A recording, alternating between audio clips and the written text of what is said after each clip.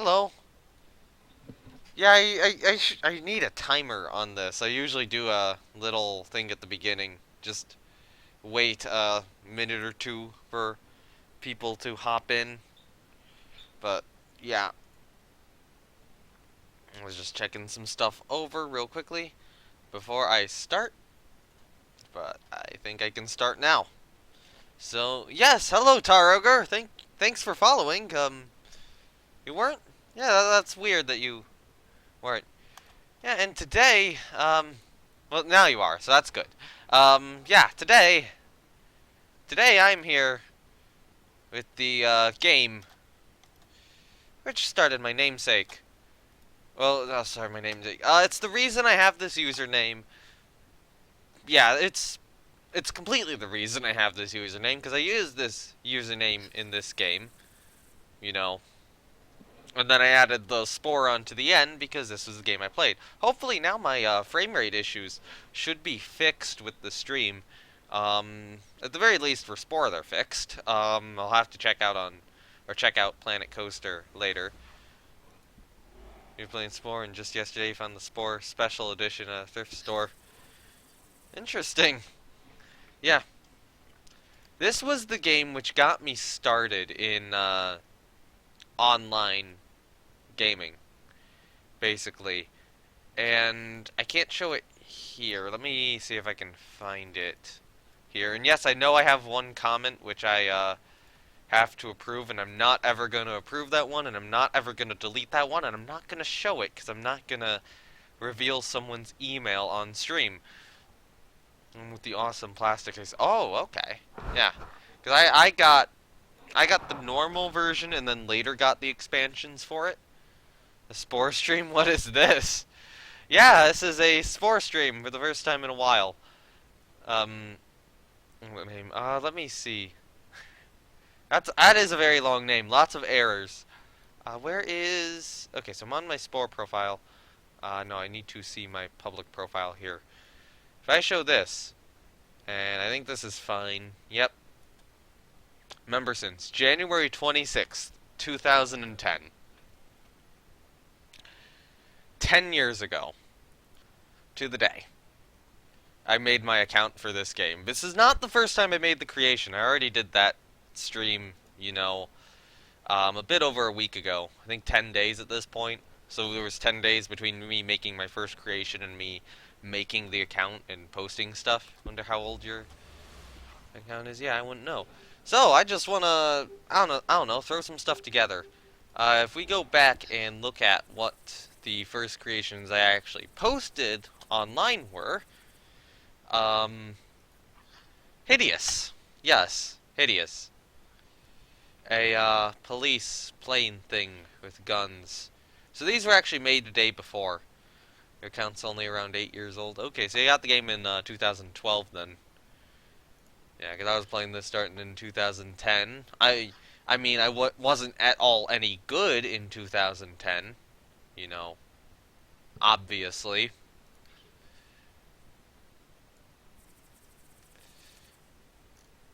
I mean, look at my more recent stuff. I'm a lot better now.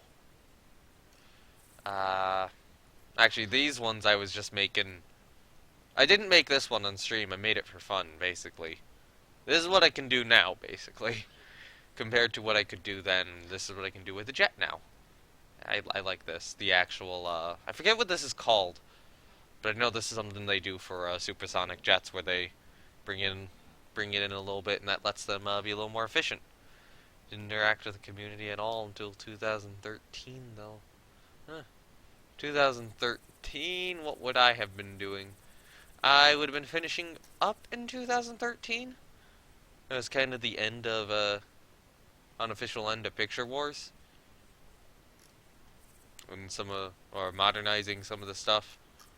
That's what I would have been doing in 2013. So, yeah. I need to create something. Because this is Spore.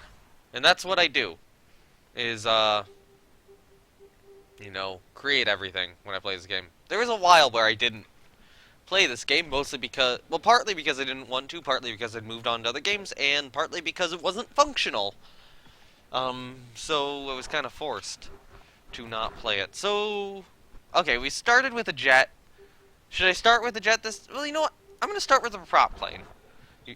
2013, but you had the game since '09? Okay. Yep.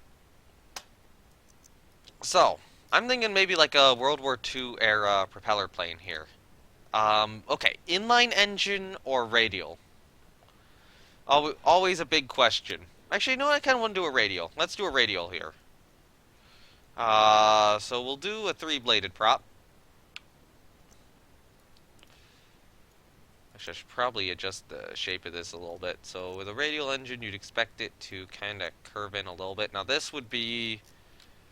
That's a pretty big radial engine right there. Do I want to move this back a bit? Have it maybe there. Just adjusting that so I can get the propeller location right. So let's just move the propeller up. Maybe I should build a rocket today. That could be cool. An interesting creation. So now I'm going to do something with this. I'm not going to use another piece from here or from here. I can only now use pieces from these tabs. Well, maybe not. Maybe not. No. Okay. So I'm going to switch this piece out for a different one. Well, I'm going to put one of these guys in instead.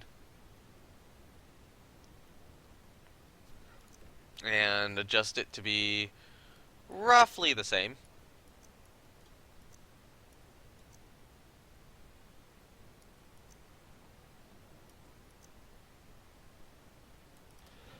I would take the prop and move it there. However, I do need to actually put the prop centered.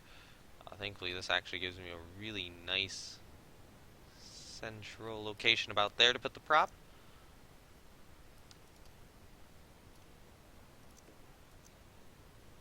Maybe we'll move that out a little bit more. Actually, how... No. I might make the prop a little bigger and then move it back a little bit so that it does clear the engine a bit more. Or the engine cowling. So this piece right here I'm going to remove, but I need to get another piece down first, and I'm trying to decide what piece I want that to be. Because what I'm going to try to do is I'm going to try to build a quote-unquote posable aircraft here. Which basically means you build the entire vehicle on one either body or cockpit piece. And that is going to be what I do. So we can do something like a smooth lozenge. Is the smooth lozenge one of these available pieces? No, it's not. So this is a piece I would only have one of. So I could actually do something like make it the cockpit. You know what? No. No, making it the cockpit I don't want to do. So I'll have it as kind of part of the underside of the underbelly of the aircraft, maybe. Can't work with the vehicle editor. Like, the vehicle editor is the main one I can actually work with in the game. The other editors, not so much. Alright, so that would be the underside of what will be our World War II propeller plane. I might extend that a little bit.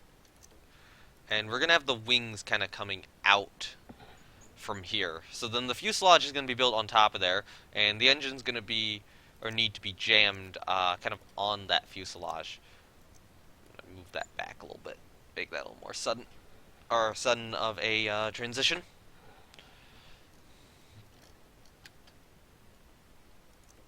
And editor's adventures. You don't need to make vehicles very often. Honestly, I can respect people who can work in the adventure editor.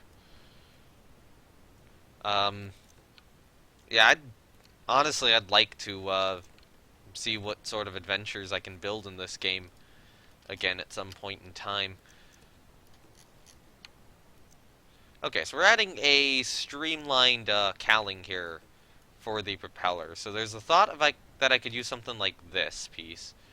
Or, no. Let's use a sphere instead. Let's shrink it first so I can actually get the location correct. Then we do something like this. Now, this isn't wide enough.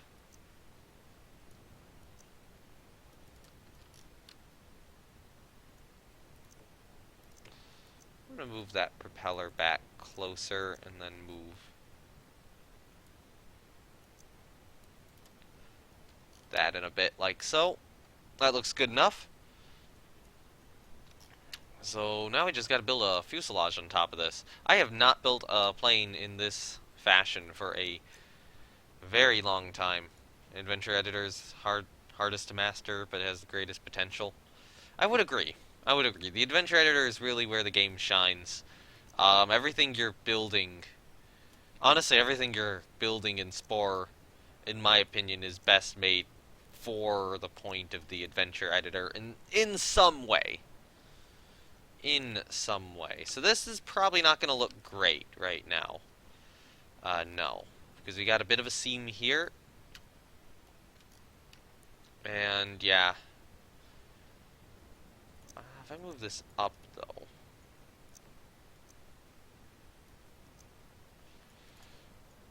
And move this in a little bit. Although I think this would need to be a bit larger. Okay, so if I do something like this. And then, So problem one. Down here. I want this to have a two-tone paint scheme, and actually, since I am gonna want to put a two-tone paint scheme on this, you know, why don't I just real quickly devise some sort of coloring scheme to show that two-tone paint scheme, like so. Yeah, that's not great there. Although, no, I wanna leave this like so. I might move this in a little bit. Maybe forward a bit too. Although if I move it forward, that does create some minor issues, but, you know, nothing fixed by just re-rotating the piece. This has to be moved again. However, what I'm going to do right now is I'm just going to stick it up top so I can focus on this section. And I'm going to take probably this guy. Because this cone piece here is less complexity than the cylinder is. So I'm going to take the cone. I'm going to expand it to about the same size, maybe not quite the same size as the cylinder, but about there, and then I'm going to move it back. And then try to move it up a bit, so that doesn't look perfect. If I do something like, say, this, for example. No. Because what's going on is the base of the cone is larger than the end, which is leading to a bit of an awkward transition. So the other thought is that I stick the cone on this side.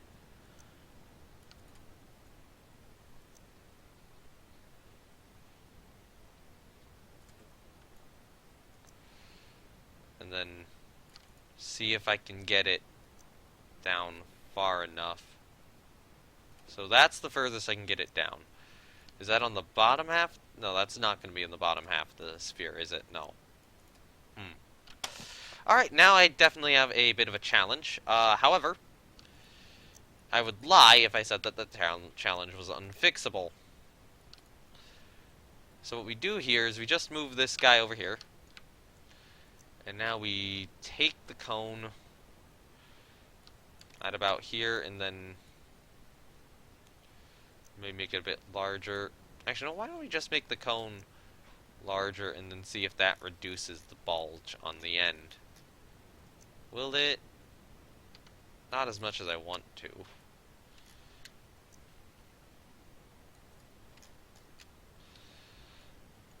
Okay, so let's expand this to be closer to the same size as the cylinder itself. And then just try to get this Oh, I see what the other issue is.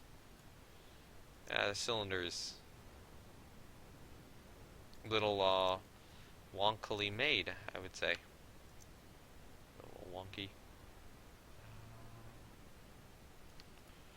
Okay, so let's see how this looks when it's rotated back into position. Could be better, could be worse.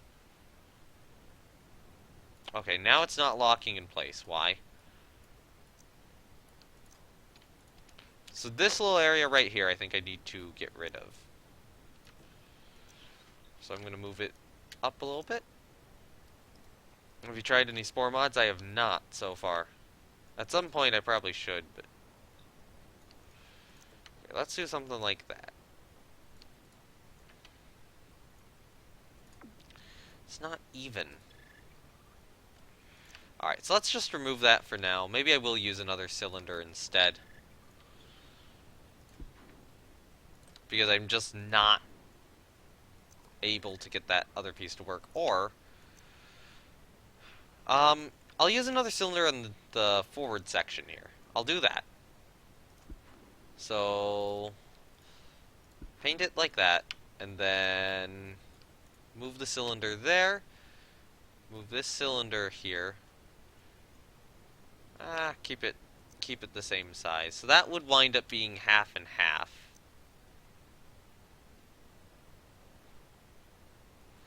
So let's adjust that one down.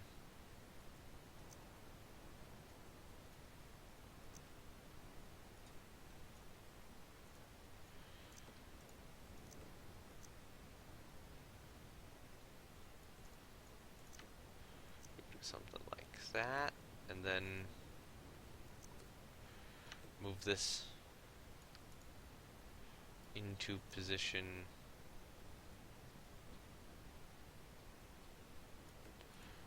There. I am actually going to shrink this a little bit so that we have a little bit of an area for exhaust to come out the back. What type of style? This would be a World War II style, realistic one. Kind of what I'm going for. Let's paint that black. Let's paint this here black as well.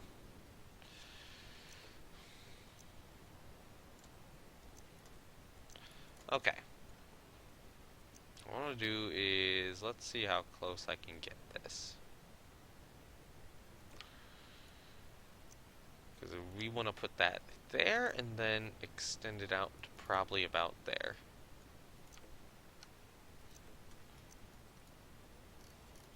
Actually, that piece should be made as small as possible so that it's as thin as possible.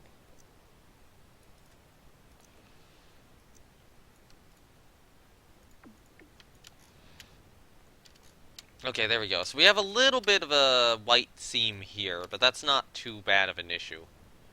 Other than that, that's looking pretty good so far. But we still need this fixed right here, and I think what I'm going to do is I'm just going to take one of these pieces and stick it on the bottom.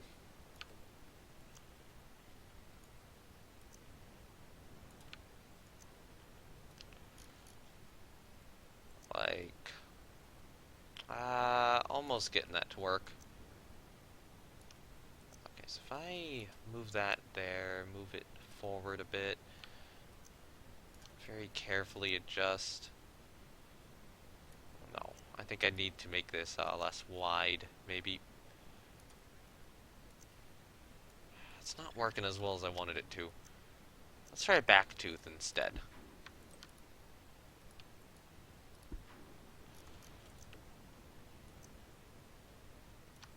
I don't think that the back tooth was the piece I was using. Yeah, I was using the bicycle seat first before trying this.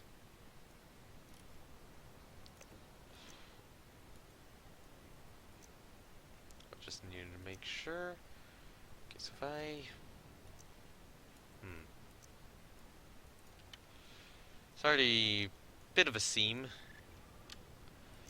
Try a teardrop maybe. Teardrop might look or work a little better if I get it right.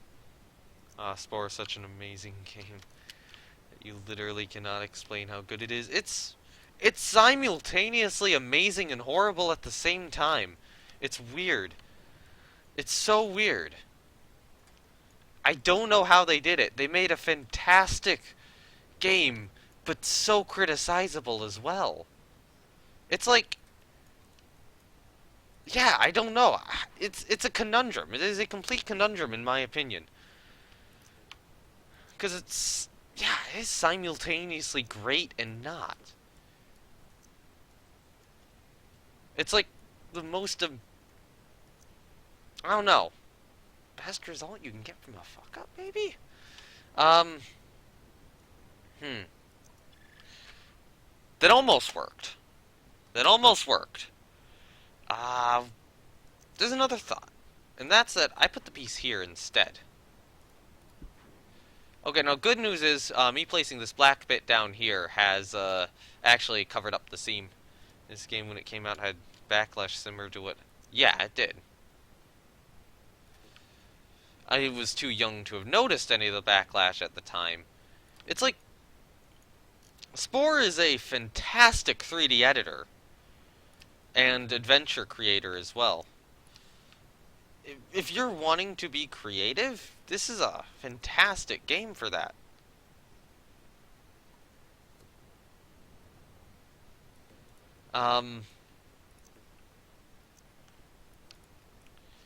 But yeah, it has its faults. The backlash was deserved, and yet it's still good because of how creative it is. Honestly, Spore should have come along a couple years later, because then we would have seen stuff like, you know, Minecraft and stuff. You know, these sorts of games started getting popular, you know, just a little bit after Spore. Not all games are perfect, there will be pros and cons. Yeah, at the time it was created. This hadn't really been seen before, and it would kind of take Minecraft. Jay should have been its own game, it's so limited. It could have been something amazing.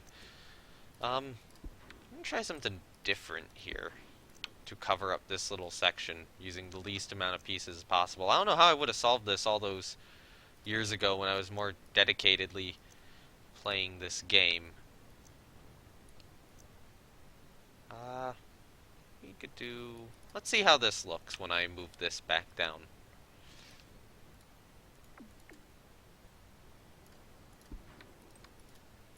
Not great.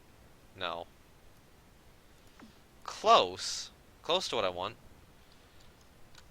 Ah, there's been some amazing stuff made in the GA editor in this game in general. I have an idea.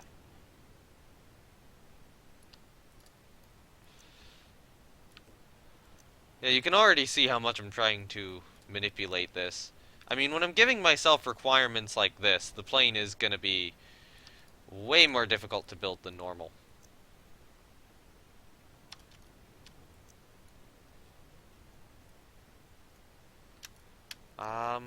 Let's... Okay, come on, adjust... Almost, almost. I also thought if I could just look if there's a paint which would do this.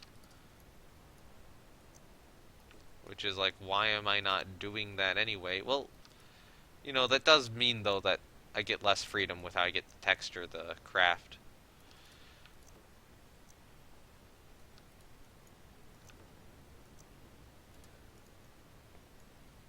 Ah, not great.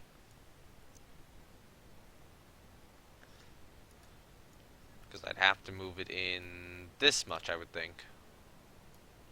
And I mean, that little bit right there can be patched over pretty quickly. Wish it was like Spore was still worked on. Yeah. You surprised that no game tried to take the elements of Spore and do something with it? Really, something should have by now. The closest I can think of is KSP with the rocket building. KSP, there's some other vehicle builder games, which I'm really glad to see. Kerbal Space Program, From the Depths has kind of done something similar, I would say. Stormworks. You know, so there is certainly stuff out there which is kind of the same, but nothing is really... Everything's been a lot more focused, I would say. Which, I mean, isn't a bad thing, necessarily. Or isn't necessarily a bad thing, you know. Sometimes having focus lets your game be a bit better. Spore... Bardo Spore's problem is it might have actually tried to do a little bit too much. Um, especially for the time.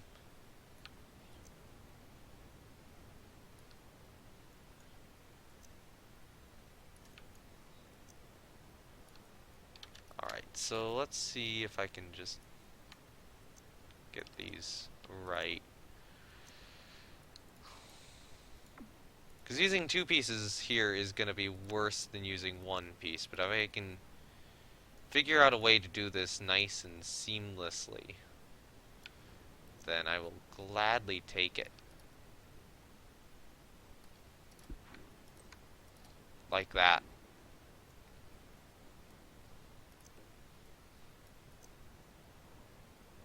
There we go! That works! Yeah, no evolution, that's fair.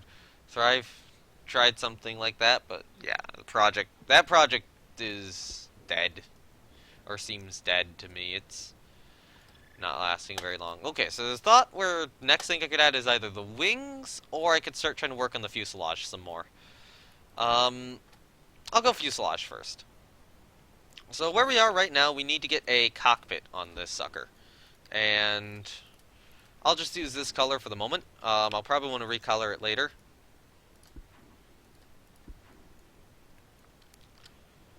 But yeah, this piece makes a really good cockpit piece for planes like this. I'd probably want to extend it out, move that down a bit, maybe. Thank you. Yeah, this one is looking pretty good at the moment, I will say. I'm happy with how it's turning out so far. I think the cockpit would be in about the right place for a propeller plane like this. Probably needs to be wider. Maybe I should move it down a bit here and then just magnify the piece. Well, you know what? No magnifying the piece. Because I don't want the cockpit to move much farther forward.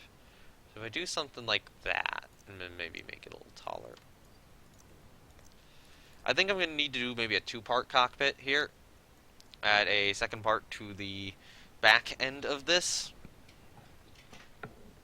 To actually make it look, you know, a little more smooth. Enjoy Spore just in general. Never seem to get bored of the game. The problem is that imagination just can't keep up. It is certainly a very game which lets you get your imagination out. I will very much agree with that, and that is, you know, very much why I played it for the longest period of time. You know, yeah. Look at all of this. Of varying quality. Like, this isn't bad, it's not great. I mean, you can really tell some of the difference. Space Age is grindy as hell, though. Honestly, though, I just started trying the Space Age again myself, and actually, if I go to my creations in general, you can see just some of the generic stuff I built for the Space Age. I was trying some creature stuff here, but then the game crashed, and yeah, so this was all just quick Space Age stuff I threw together. And it got actually easy pretty quickly. You know, I remembered it being much harder. Beginning of Space Age is okay, but late game is a bore. I would agree. It does get kind of boring once you get set up to a certain point. Although I'm not sure exactly how many games have quite mastered you know, doing that, not becoming boring later on, where all the fun is in the early game. Because even with other games, which are, you know, more dedicated than this, I still have the problem of getting somewhat bored in the late game, often. So let's, Spore speedrunning, and now you can't... Oh god, what would Spore speedrunning even be like? Okay, so this is showing me that the cockpit is not good as it stands. And definitely needs some work. And of course the fighter still has to be built out a bit longer than this. I actually think that the cockpit needs to be further back. Which complicates matters somewhat. Current routing, you can beat the game in around half an hour. Not bad. Not bad. Well, beat the game as in, like, head to the center of the galaxy? Actually, yeah, that is really good. Um,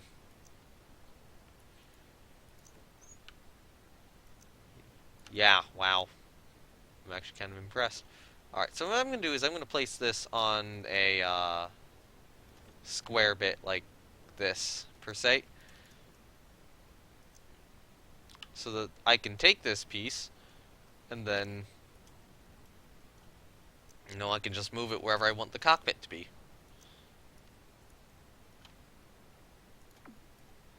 And I want the cockpit to be further down than that. Hey, look, it automatically readjusted back to a good position. I'm just going to leave that happy mistake in. Um,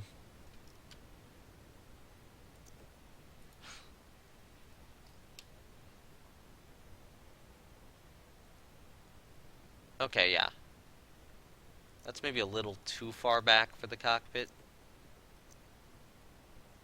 Maybe about here. At some point, I want to take some of the stuff I built on Spore and build it in Simple Planes. So why are you in screen capture and not window capture? Window capture did not work for me. I did try it. It it didn't. OBS just didn't want to pick the game up for whatever reason. I don't know why. I don't know how. Oh, blame OBS.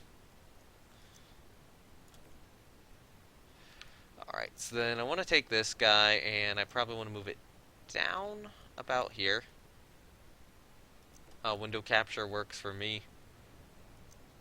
Yeah, I couldn't get it to work no matter how hard I tried. So maybe something with my system. Maybe something with having it in full screen before. I think what wound up happening was I tried to put it in a windowed screen, but the game squished itself a little bit, so I was more annoyed with the squishing itself and the slightly incorrect proportions and the text all looking horrible, and decided that this would be better.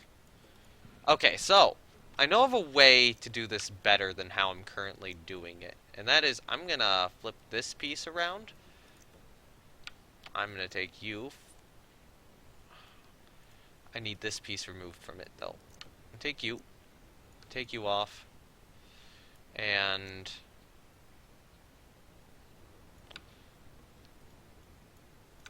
just kind of stick this piece here maybe. I need this to get as high up as I can is the problem, and these two pieces are kind of in the way. Although what I could do is I could just temporarily move those pieces down like so. Stick it to the bottom like that. Move these guys back up again into position, which is about there. And now readjust this guy back.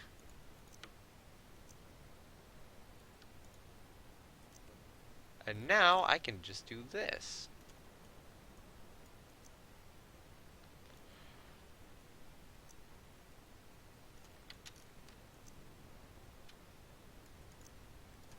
Something like that works pretty well. You first played Spore when you were 5 years old, so your creations then just sucked, but now that I can make in Spore now, I feel like I actually got somewhere, but not exactly that far. There's still somewhere. Yeah, good. It's good that you're watching streams like this, though, because this does, you can look at this and definitely learn some tactics in building. One thing I would recommend doing is actually going into creations and ripping them apart, see what pieces made what. It just takes practice. At the start of 2019 you were garbage, now I'm slightly less garbage. Yeah, again, if, okay, this wasn't great, but this was really quickly assembled, and I was having some issues with the keys. But, you can look at stuff like this, You know, that's what I build now. I mean, this I built back in 2015. Although this one I did use extra complexity on. So that was, you know, very much my building style then. Older stuff. This one I did build, you know, more recently. Wow, this is 5 years old. This is 5 years old. This is a plane I built in Kerbal. The Nafa 5. I actually have a model of it. I'd have to get my webcam to actually show it. Well, not a model, a 3D printing of a Nafa 5. Uh, Great. Or, lovely plane to fly in Kerbal. But wow, the Nafa 5. The Nafa 5's existed in its current form for, you know, almost 5 years now. That's kind of amazing to me how old that thing is. Oh yeah, the point I was getting to. You know, this was what I was building towards the end of what I was playing Spore. Okay, not this. That was stolen. Well, kind of stolen. That was kind of stolen. That was modified. I gave credit, but like this was what I was building. Well, actually, this was modified of an earlier creation. But I did repaint all. These were old creations repainted somewhat. But yeah, this was what I was building at the kind of the end of Spore, or not end of Spore, end of my playing of Spore. But again, I started out with stuff like this, so it is very much a game which you can learn, and it's a very gradual process. Because you know, I started with this, and I'm like, okay, let's try a replica. Feel excited, or are you excel at making creatures better than vehicles or buildings? Yeah, I never really got the hang of creatures in this game. Um, not really buildings either, but vehicles, yeah. More manipulation on vehicles, I think. Pretty good at buildings when creatures got featured, but made a total of 3 good vehicles, one of which isn't even shared. Yeah. So yeah, I start out with simple, terrible replicas, and then just slowly over time, you know. Well, actually, this one's probably horrible, but yeah, slowly over time, they just get better. And then eventually, you know, eventually you'll get something right. You know, eventually it'll start looking okay. Or if you want to get into, you know, vehicle building and how I did it. And then once you get one thing which is good, you know, you start building other things which are, you know, also okay. And then you just kind of gradually get better. You know, you can see just, it's a very gradual improvement over time. Was this one I made? Yeah, this was one I made. Okay.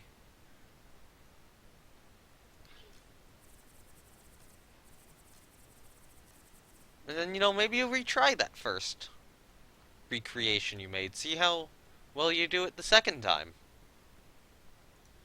Very much a game about just getting a little bit better and a little bit better and learning and learning. You feel that way with adventures, it's gradual improvement? Yeah.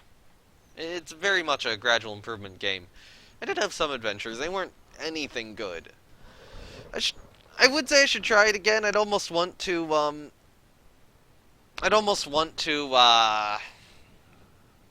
collab with someone if I was to make an adventure again, rather than do it on my own. You know, maybe something where I have some of the ideas and build some of the props for it, but they do a lot of the actual work of the adventure themselves, because I'm not super skilled at that, although I think I can place down trees well. Yes, foliage. The one skill, the one thing I'm good at with, or not good at, but decent at with, building games. Mindless foliage. Maybe we need advice. Here's the GAC. I'm actually in that now. I'm actually in that now, so yeah.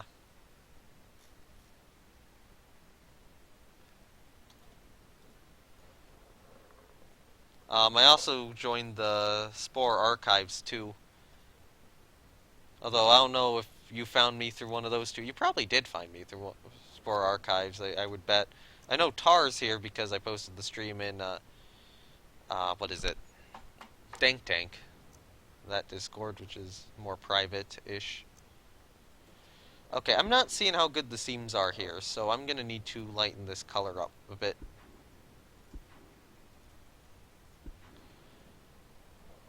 Run you through the Spore Archives, yeah. Do something like, I don't know.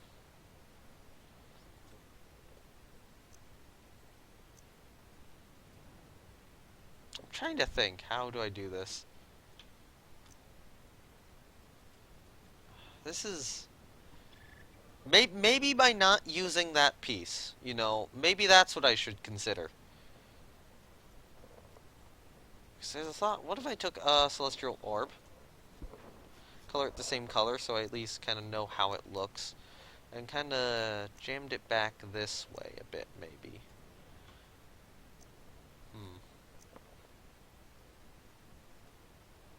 If I orient it right, I might be able to get that to be a bit more seamless. But it's not working. Cockpits are hard. Okay, so what's probably going to happen is that there's probably going to be an extra tube running the length of the aft of the fuselage here, kind of leading up to the up to the rear end of the cockpit. Maybe I should make it a little smaller. Just lower it down a little bit. Bring the sides in slightly. Yep, trying to get good-looking cockpits is pretty difficult. I did use a plasma duct earlier, so the thought of somehow jamming one of these on the back of here.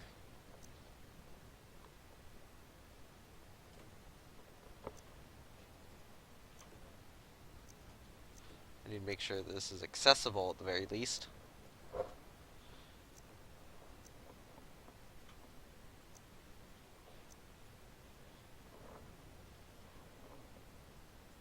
So if I bring up the size a bit, that will make it, well,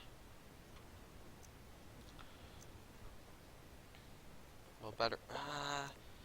No, it needs to be in a different position on the cockpit. I'm not even sure I can get it there easily without having to adjust these two pieces again, which I kind of don't want to do. There's gotta be some way to do this. To just extend the cockpit a little further back successfully. Yeah, nothing is wrong with using other people's props. Although, I don't know, I did personally like trying to build everything myself. Keep everything original, you know. But, you know, maybe that was a flaw. Maybe it was a central flaw with me, and maybe I should have been more allowing of using other people's props. I mean, I did use other people's stuff occasionally if I wanted an airplane for like one of the old Picture Wars or something, or for a storyline. If if I wanted something like a a MiG or a basically a real life plane in a storyline, then if somebody already had a model of that, I might just take that model, repaint it, and give them credit. Honestly, I'll probably work with this. If I do something like that, maybe. That should be good enough. Because your props tend to be very specific. Well, that would be a case for, only utilizing your own props. Alright, so let's see. So what I'm going to do is I'm going to take one of the snow cones. And this is a little trick, very, very commonly used. And this involves using this as a bit of framing for the cockpit. However, if I am going to do this, I need to actually put it in the cockpit. So I need to find a good spot approximately to put it in. And I'm going to mark it probably with this piece right here. Just, something like this. Take this, adjust the cockpit down. Move that in I'll move it slightly forward of there, actually.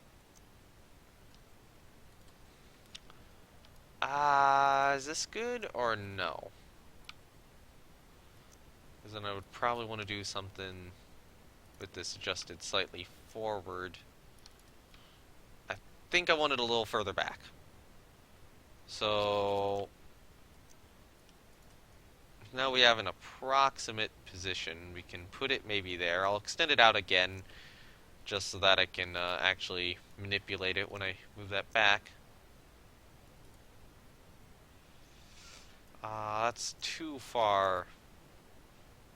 So I'd probably want to do something like this. However, ooh, that doesn't look very good. Alright, this is solvable. This is solvable. Because what I do is I take this down, like so, adjust this to be smaller, and then we just stick a second one on. And then I will adjust that second one in terms of size here very shortly. But, you know, if this second one is much smaller, the second one I think needs to be moved down a little bit. Like here, maybe a little larger too.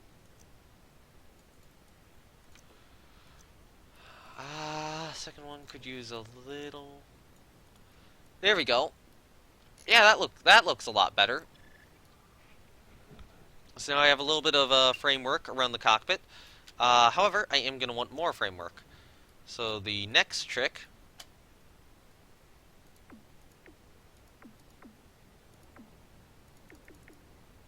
I'm going to go back one. No, I'll leave it here.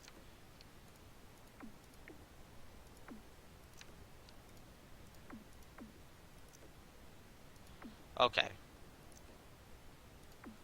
Why? Game. Alright, so let's... There we go. Now it's fixed.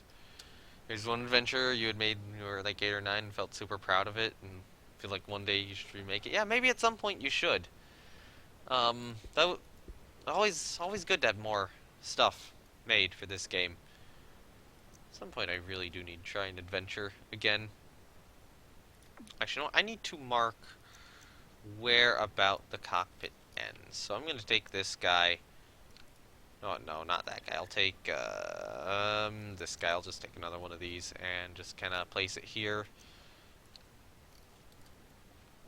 Actually, no, we'll move it a little bit forward so I have a little bit of room to work with. No. No, we'll place it right at the front of the cockpit. Alright, so now we know where the cockpit ends when I move this back. When you get better at building stuff, yeah, get some practice in. You know, look at what's being built like this, and then, you know, for vehicles, not only for vehicles, but for everything else too. Alright, so let's see how this looks.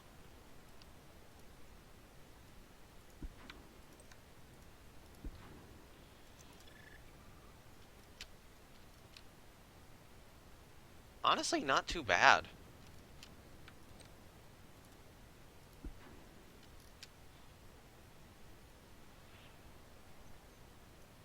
Could be a little better, maybe. So what I might do is I might take this, move it down, and then move this guy a little bit further back. Bring him up a little bit, and then bring him in a little bit. And then just see how this looks. Nope. That's better. I think I'll leave that as is and hope that the darkness of, or the eventual darkness of the cockpit makes it work a little better. Alright, so there's the thought of, do I want to leave the cockpit, or the forward end of the cockpit like this, or do I want something more, ooh, how do I put it? I guess, do I want a bubble canopy, or do I want something like this? Like, you know, bubble canopy, think something like this, or something more frameworky like this or something.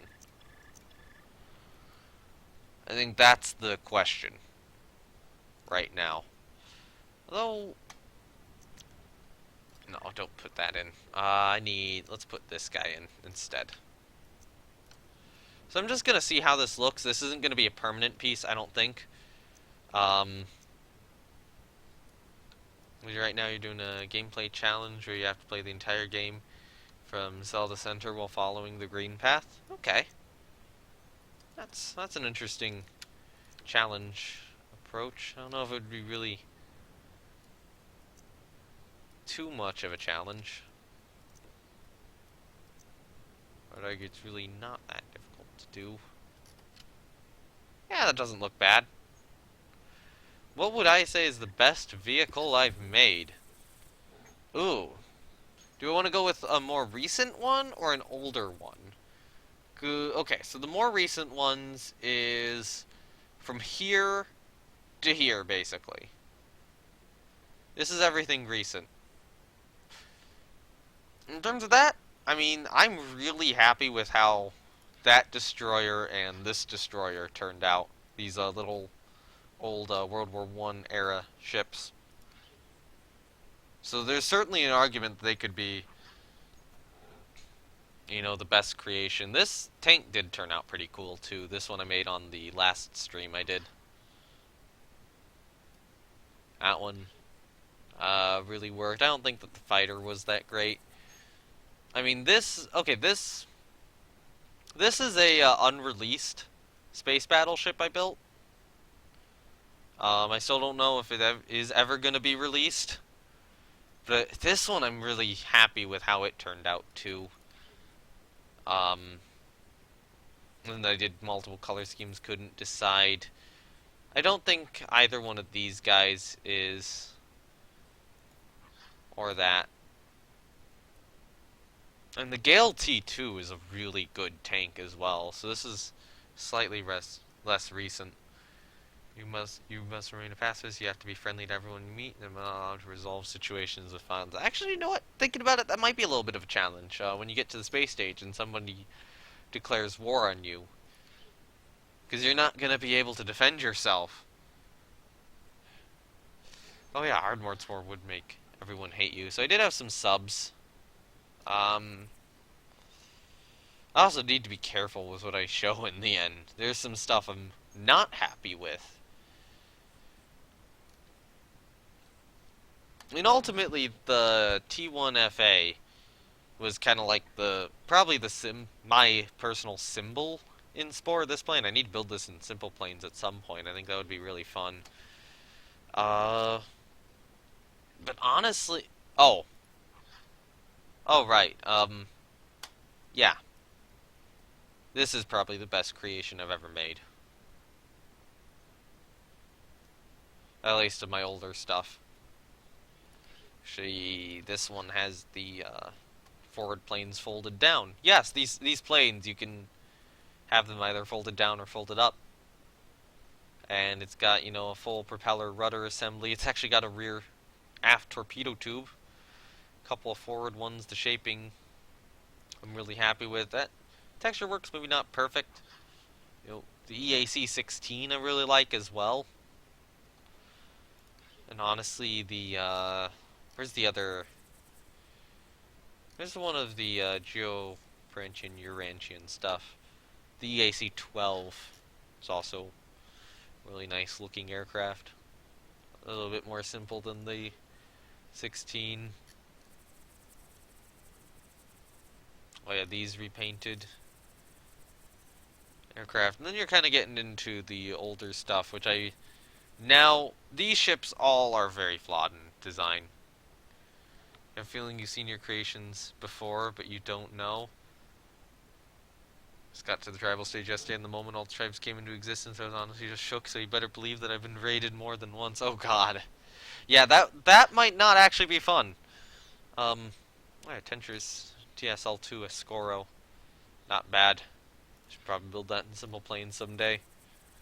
Oh yeah, Lumber, Mavora. I like this plane, too. This one turned out really well.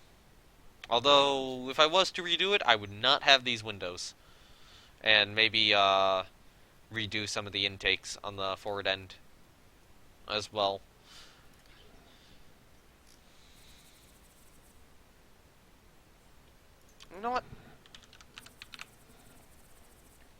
just type in these words and I find stuff, like, say, the Caselda. This was probably, like, this might have been my first really good tank. You know, this is me trying to design a main battle tank, and yeah, it turned out well, and, you know, not only that, its turret is posable as well, so you can rotate it any way. And then also had some engine versions. Yeah, it is very difficult to narrow down the best creation.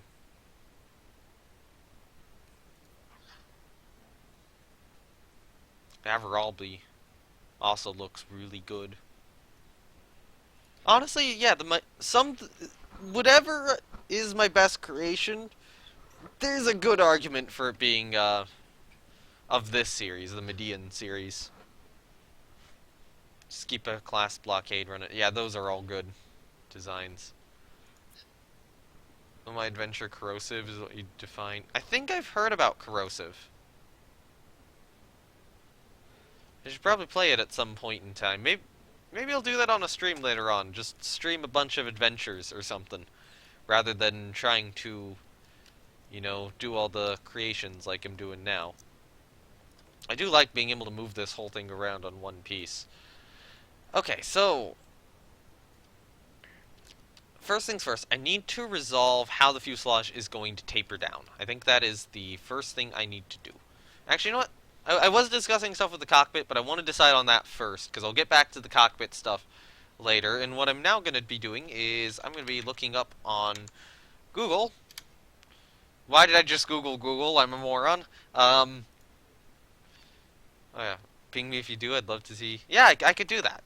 And I do have permission to show streams on the Spore Archives one. I need to show streams at some point on... I need to ask about the Galactic Adventure, if I can show streams there or not. But yeah, that would be cool. Unfortunately, all my captains are shit. Although, if you have, you know, a character you actually would play, then yeah, that would be good. That would be perfectly fine. What do I want to Google? World War II fighter. Yeah, because that's gonna make every single plane relevant to this. Good mix, good mix. You know, I see, Mustangs, Spitfires, BF-109s, Wildcats, Curtis P-40s, there's a Brewster Buffalo there, that's a... P-47s. P-47s is kinda... This is somewhat based on a P-47, although this will probably be like a carrier-capable plane, which is similar to a P-47.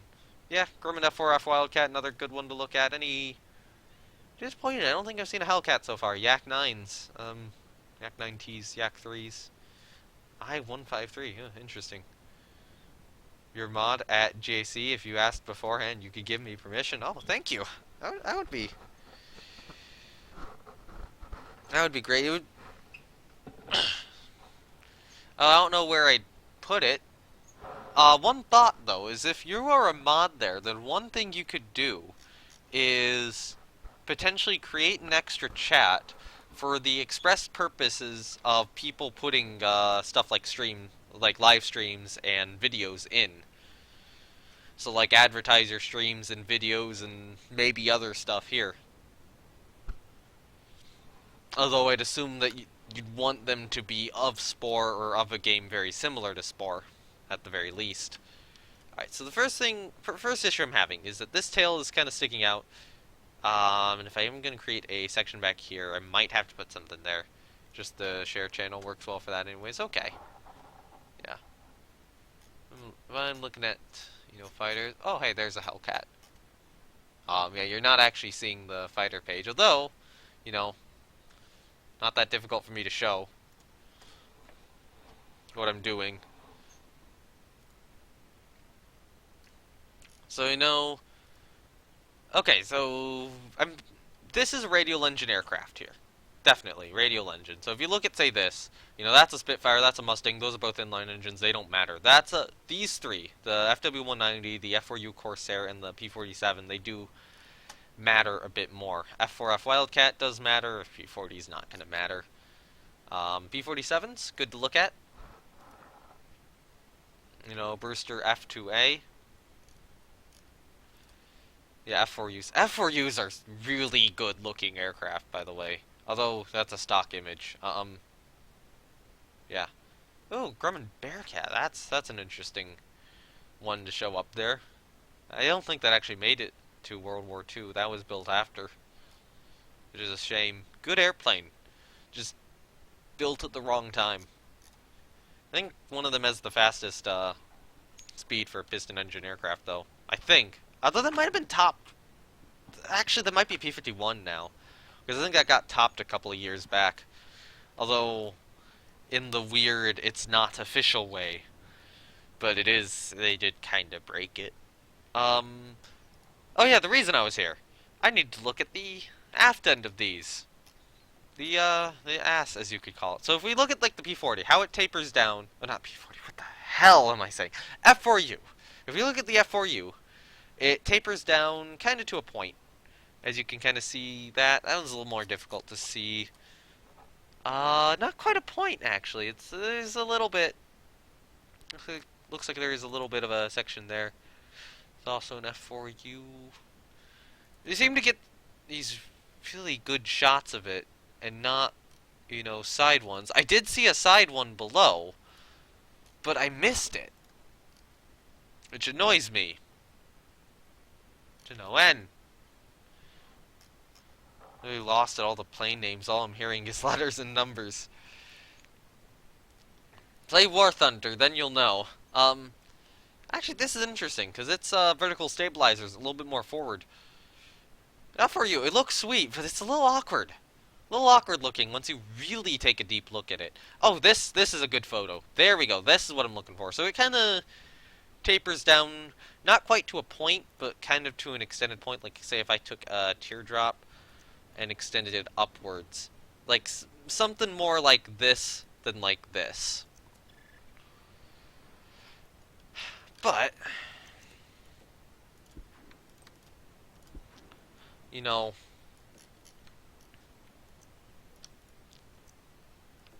If I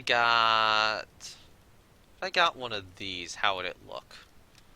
If I stretch it out a lot and angle it perfectly. You know what? I'll angle it from... Maybe I need two. Maybe I need two pieces. Maybe I just need to bite the bullet and put on two pieces here. I'd probably want to start here. And then angle it slightly up, like this way. There's a little bit of a seam, so it's not... definitely not perfect like this. I didn't want to move that whole piece. So let's expand it a bit. Move that there. Move this here. Maybe. It's certainly possible when the tube's going to be added here that seam will not look, out of place. But this, like, if we're looking at the warbirds again, not really. It's more of a gradual taper. Although, again, that's only the F4U. If we look at, say, an F4F, Wildcat, here's a good one. Same problem. So, this is not right. This piece, I might...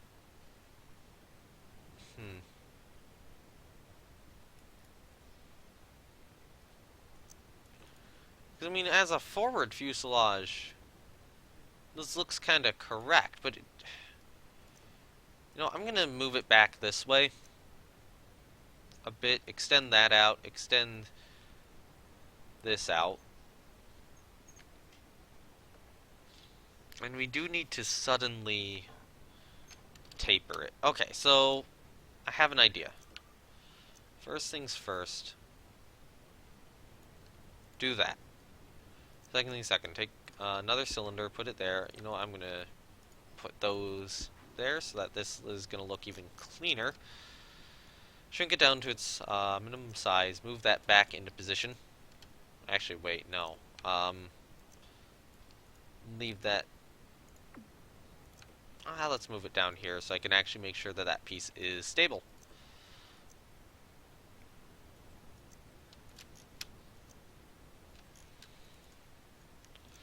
Alright, so then I'll extend this out back here somewhat.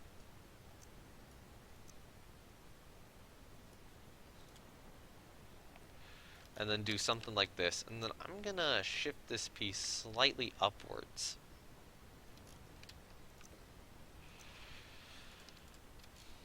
Actually, this is looking more like a land-based fighter now than, say, a carrier-based fighter. I don't know which one I'll go with, then. I don't know if I should stick with the carrier-based aircraft or the land-based aircraft at this point. Okay, so I do something like this. So rotate this. You know what? Let's move this back over here. And then rotate it a little upwards there, and then...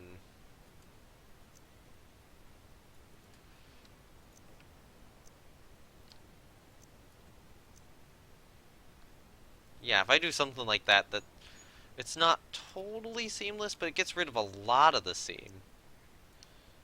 Or makes the seam a lot harder to notice.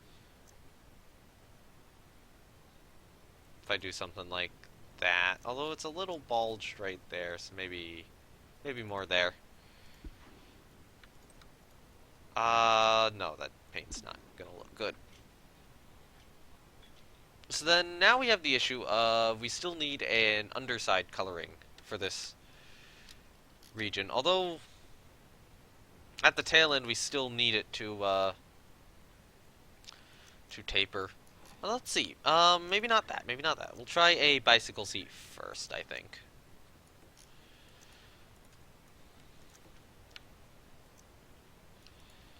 Alright. I'll start with the bicycle seat on the bottom. How about? So I had to leave briefly. Mostly me looking at planes and trying to decide how to build the rear end of this. So right now it is kind of looking like this. So I don't know exactly how much of that you would have missed. Would have been some, definitely. Alright, so we can take this, we can extend it up, we can... I don't know.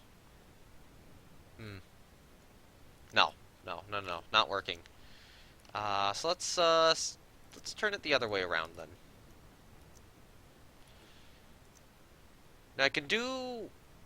What I might be able to do is I might be able to do something like this. Although I'm going to shrink it down actually a bit. As you know, we'll extend it. No, we'll shrink it. We'll shrink it. Actually I need to extend it to make sure it does cover that. So I'm going to try something like this, per se. And then actually put the tailplane. Well, the tailplanes? What the hell am I saying? No. Horizontal stabilizers. I forget what the pitch controls are called. But the pitch controls would be on here. Or mounted on the sides. Alright, actually, you know what? I might extend this piece out a little more. No. No, that looks fine. Sometimes you're just trying to make something, but you do an absolutely horrid job at it. Just follow your imagination, just see whatever takes me. Basically, just make a custom model. Yeah.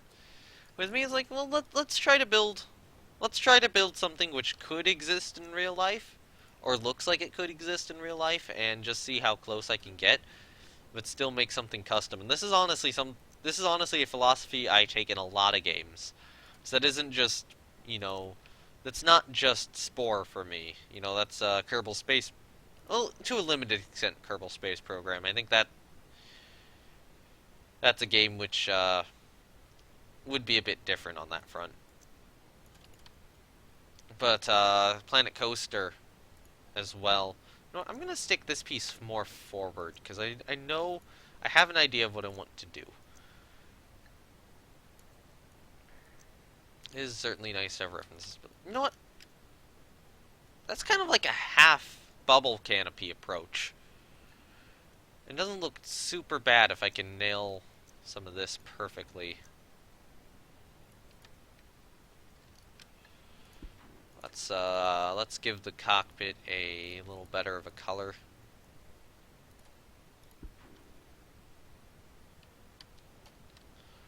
honestly, yeah, that...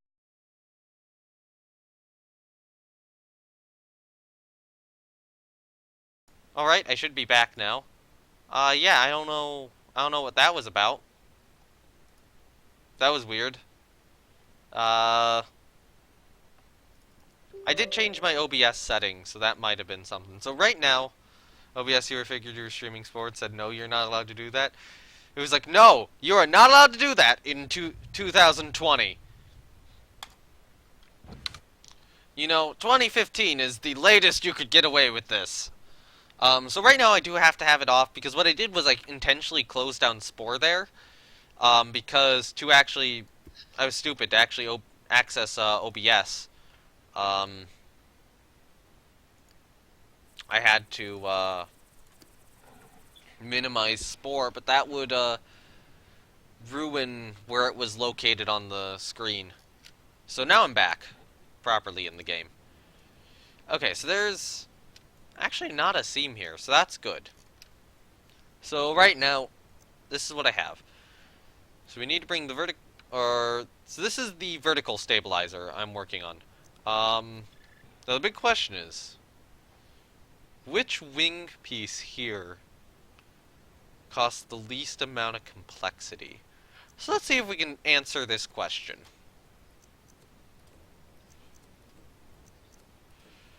By just sticking a bunch down until I can't place one of them down. Good to know. One of these two.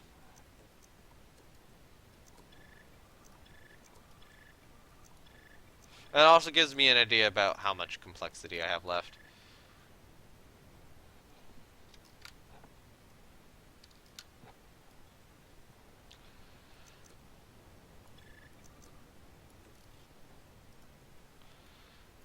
Okay, so we could do...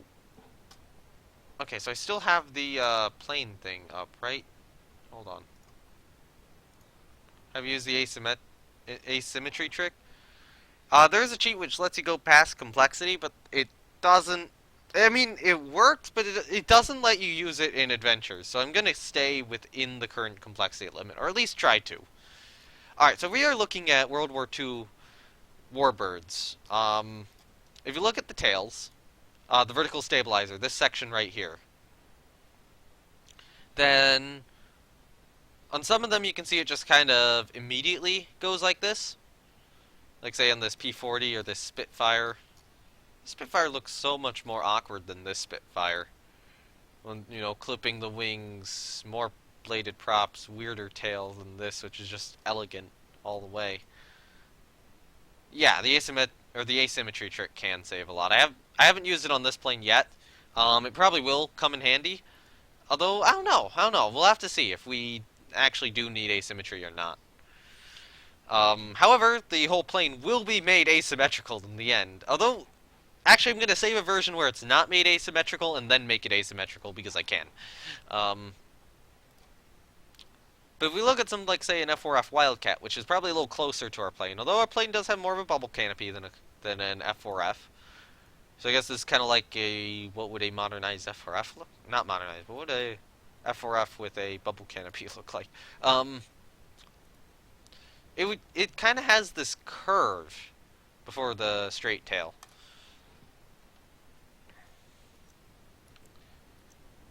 So there's a thought where we could use something like this, for example. Actually, hold on, this is at minimum size already. Let's just do something like this. That's actually a pretty simple tail. And honestly, this looks more... I mean, the bubble canopy applies to this would be like a mid-war or late war World War II prop plane. So I think honestly I might just leave it at that. So we'll take these wings. Creation got number 4 on the MPN. Nice. Yeah. New creations I don't think are doing that well on the MPN right now. Well, not right now. The last one I made or uploaded was Thursday, so well, it's been a few days, but I mean they were doing okay, not terrible. All right, so if we do something like this, and then Continue the hard pass. This is a month so far. You've tamed 2 tribes and working. Nice. I don't know what's gonna happen when you get to the space stage and people start declaring war on you. You're probably gonna want to do missions for them, and then make them friendly, which certainly does seem like a bit of a challenge. Okay. So this gets what I'm going for. I'm actually more worried about the civilization stage. Okay. Yeah, there are probably tactics for dealing with it well in the space stage. No, I didn't want to shrink that piece. So I'm going to take this piece instead, I think. And I'm going to start by actually sticking it under the wings. Oh. Actually, that works pretty well. Let's angle these slightly upwards, maybe. Oh, no, they're kind of angled neutrally there, and neutral is fine. But if we do something like this, maybe make it a little larger so that the end is a little thicker. Can't make modern looking planes, you're only good at sci-fi stuff. I mean, just practice. I would say just practice. Are you trying to practice right now or something? Okay, so I'm gonna move these more over there. Actually not quite there. I'm gonna move it slightly here. And then let's take it so that it's more on the bottom or the underside of the wing. So on the top side it looks more right. And then I'm gonna take it and rotate it maybe here. And actually, you know what? Screw it. I'm gonna do something like this.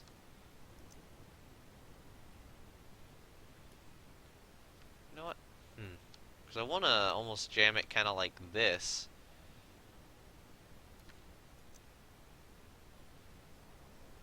I just thought of doing maybe this, for example.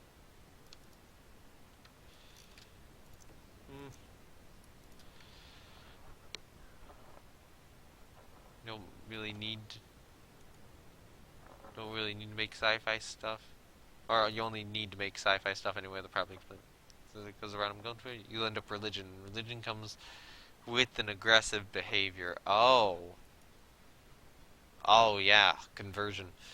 So I'm kind of trying to mirror something like this here with this plane, or if we look at, say, an F4U, if we can find a good image that someone has taken of it. Actually, F4U is... Oh, F4U is maybe the best one to go with. You know, maybe I'll increase the size of these, like this or something.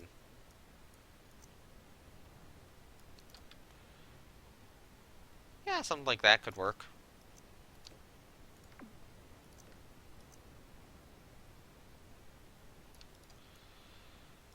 Or maybe we do just merge this and I ignore the fact that the flaps aren't... Well, not the flaps, the elevators aren't visible. That's what they're called, elevators. How the shit did I forget that? Okay, so now we need the main wings.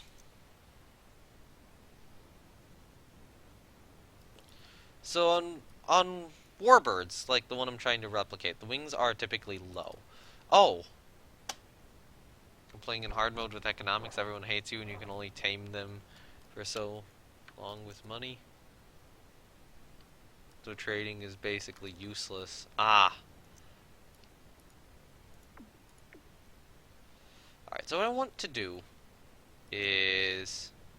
I'm going to place a second set of wings below the ones on the tail. Unfortunately, I do have to angle these properly. And actually, you know what? So I can better see what I'm doing here. And now you understand why. Or you should understand why, at the very least. I'm doing this.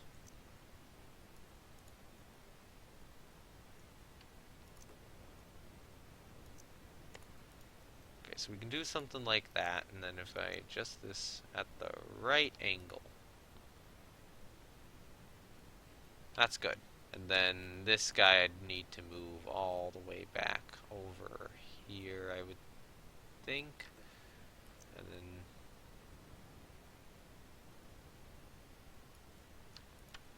adjust him into position.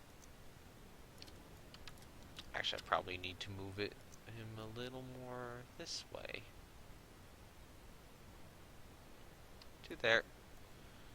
Move it up. Move that in a little bit.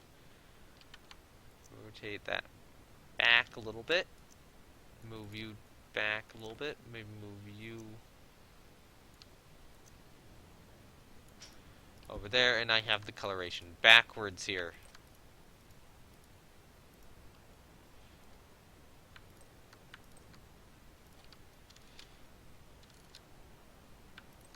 Ah, I can leave that part blue right there.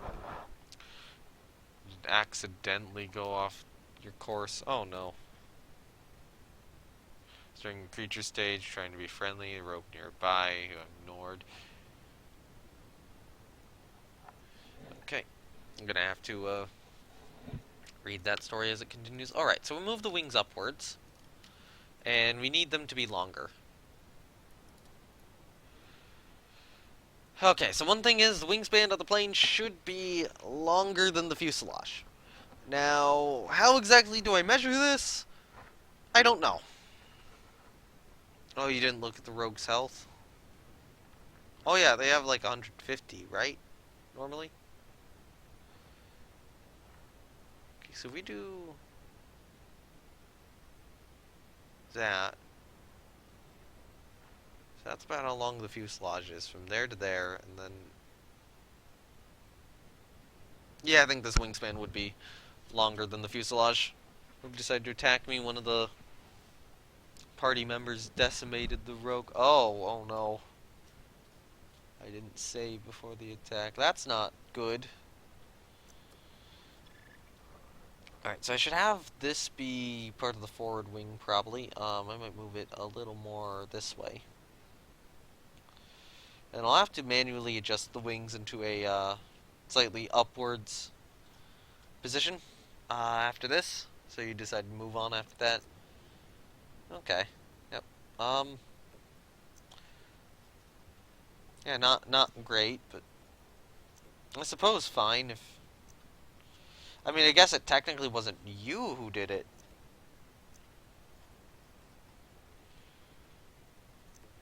Okay, so what else?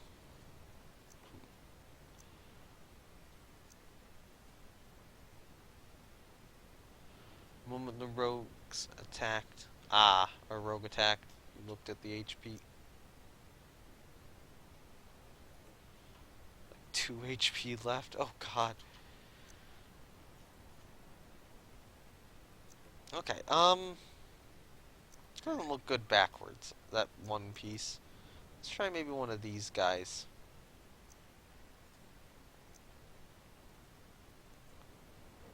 I think they're curved a bit weirdly.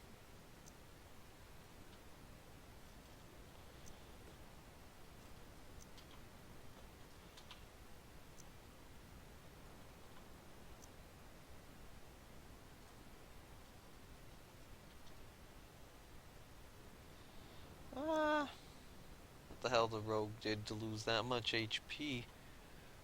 Did it just fight, like, everyone? Or something?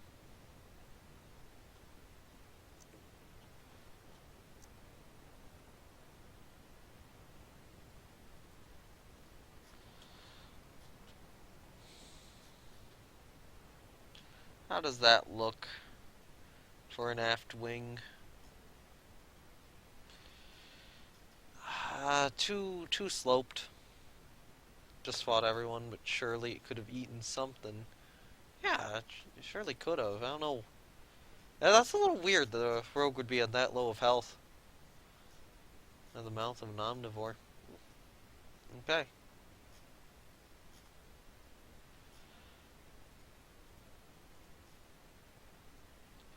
Yeah, okay, so this wing does not look right. The back of it doesn't. So I would, if I do want to get it looking even or better, um, what I would need to do is I would need to move this piece probably inwards a bit to about maybe here.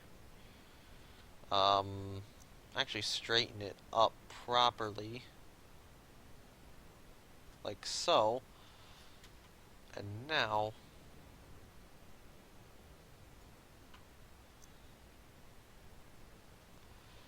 move it even further backwards. Well, not backwards, but adjust this back into position.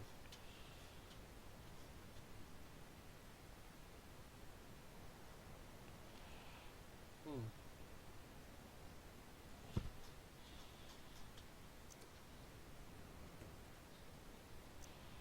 My question is, for the top one,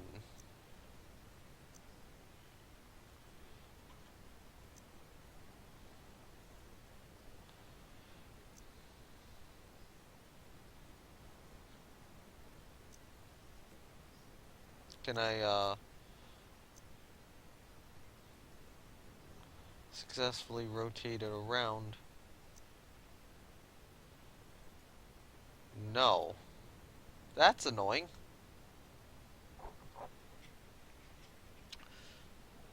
Although I would assume there's probably some trick I could use. Like, a pink villager just tried to steal your food.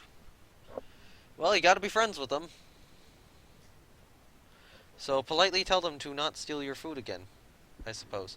Um, alright, so that's not a piece which is actually on here, which is annoying. Alright, so I need to take this guy, I need to duplicate him up this way. Paint it blue.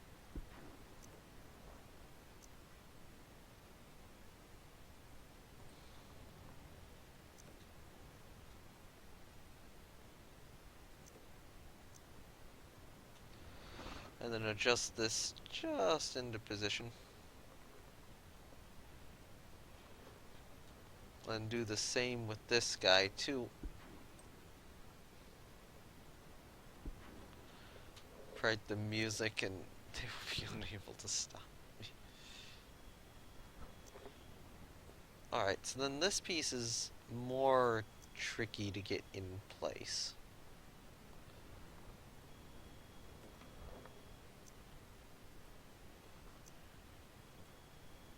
Okay, we need to adjust it a little bit up this way. Not do that.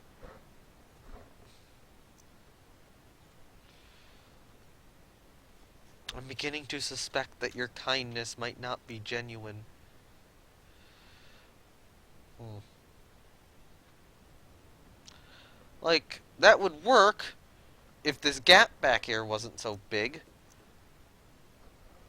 Alright, so what I need to do is I need to take this piece and just do this. And then I can take this piece and put it, directly on top. And just try to get the positioning perfect. It needs to be moved a bit forward, unfortunately.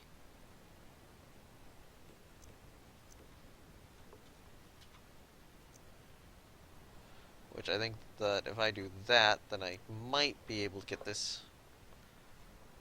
It is genuine, it's just that everyone's so mean.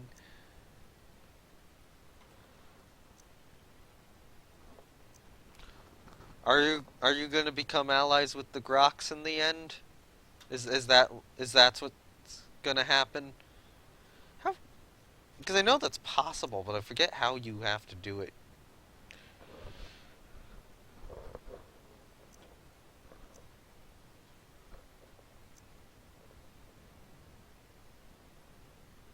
Alright, so we can do something like that. I think that's good. If we look at the bottom, yeah, there's not much of a blue line over there. Alright, so then move you, or realign you like that. Realign you there. You're slightly out of position. That's not bad.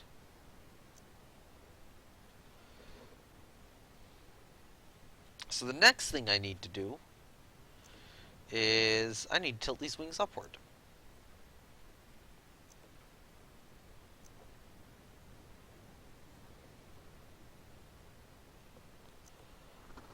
And I'm okay with, you know, the seams from this. They're not super bad. There's a couple, but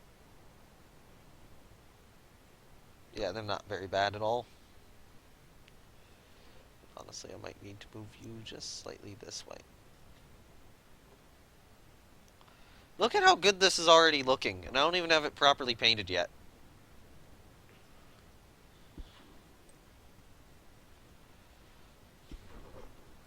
And already we have most of a two-tone color scheme applied, although we do have to still apply it to the rear of the aircraft.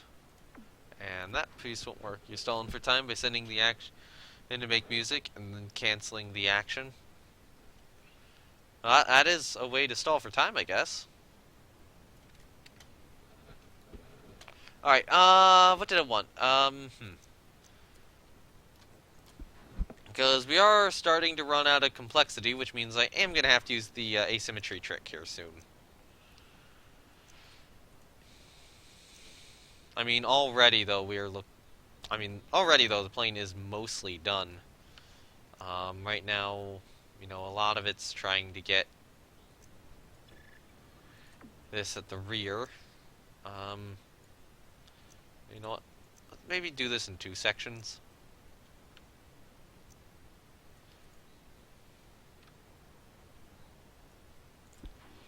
And I think I'm going to take this and color the top side of that in white and then that in blue. And probably that in... No! Top side of that should be white. Oh, it is kind of annoying that it's showing right there. That might have to be a bit I mess with something to cover up.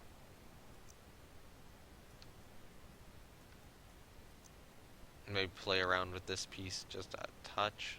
But I don't think I'm going to get that covered up, so maybe I'll have to put another small piece there. I don't know. Alright, so is there some top side I can get to that? No, there's not. What about that? That I can only paint to about there.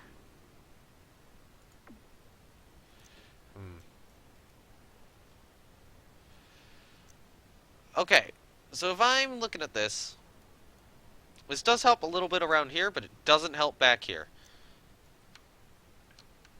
Although, what if I took this and rotated it around, shrink it a little bit, and then extended this out this way. Maybe not quite that far, maybe only this far. Extend it a little bit, I would say a little bit to the side, but probably not. I think maybe that's as far as I can get away with. Although, probably want to adjust it a little bit up, and then we take another one of these, add it, turn it around, tame the pink tribe. Nice, nicely done. Shrink it down a little bit, bring it a little more center, extend that out.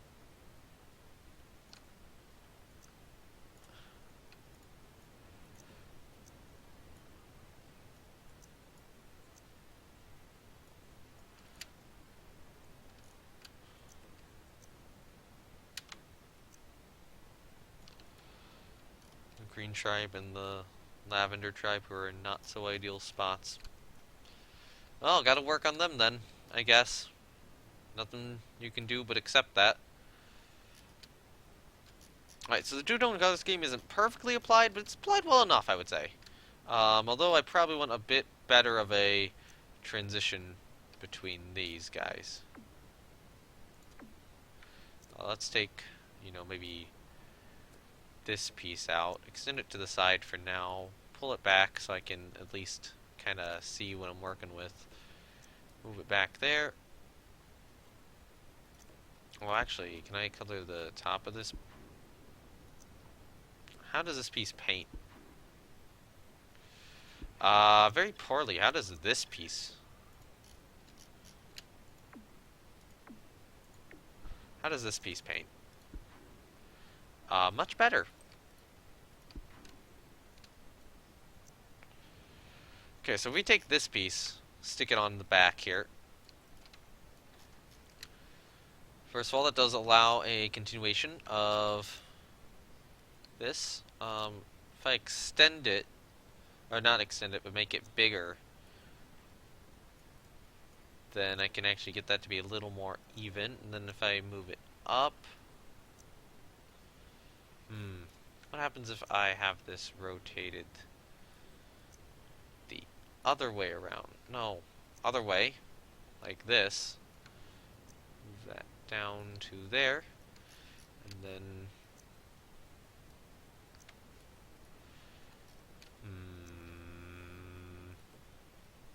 let's try maybe here instead, because I want to get that covered up too, but that doesn't look like it's doing the trick, so I'll probably need another piece to do that.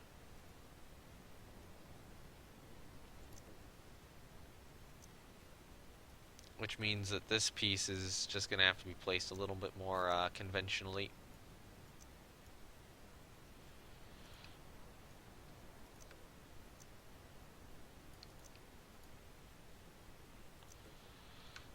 So then that would be brought there.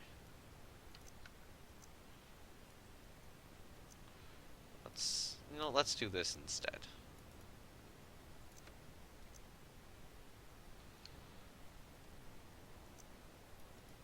If I do this.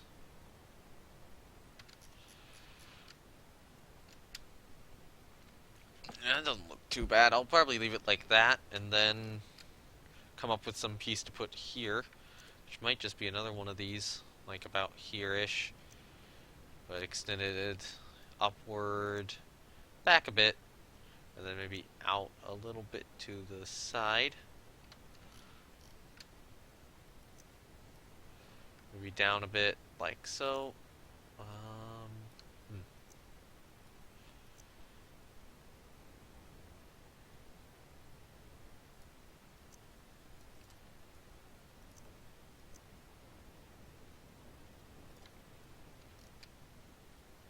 Okay, so that's not... I don't know. That doesn't really do it for me. So imagine lake with a river. My tribe is on the opposite side of it, right behind the lake. The cyan, pink, and brown tribes are behind my tribe, while the green tribe is on the opposite side of the lake, and the left side of the river. And the lavender tribe is also on the opposite side of the lake, but on the right side of the river. Okay, so you got most... Okay, so you were like on one side of the river, but all of them were on... Well, not all of them, but the two who are remaining are the ones on the other side of the river, which is going to make getting to them a little bit... Or lake, I should say. Or river, I don't know.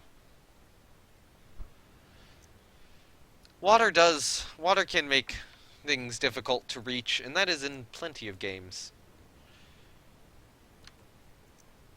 You know, water barriers certainly exist, and they certainly exist in real life as well. Alright, let's adjust this piece. Maybe here-ish. Maybe about there. And not do that.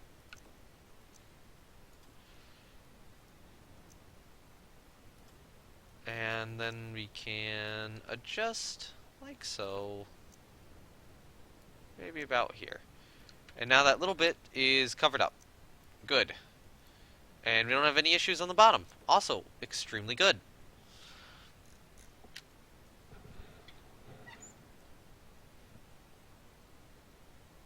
And this piece is still accessible. Even better. Alright, so now we have one minor issue. We're out of complexity. However, it's an easy issue to fix because of asymmetry. So let's just start with two pieces like that. You know, two ones which I know I'm not going to need to make symmetrical. Actually, there's another option, and that is, do some asymmetry on these two pieces, and then get rid of one of each. And now that has bought me, you know, even more complexity back. So the very first thing I need is guns. Now, I want to take a look at multiple possible methods to do this. So, one method is we use this, the other method is we use this.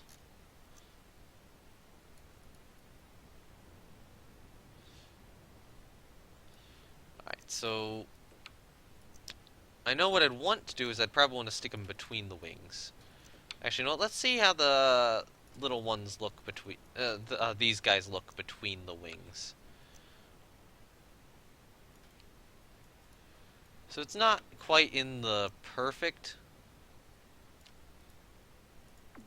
position.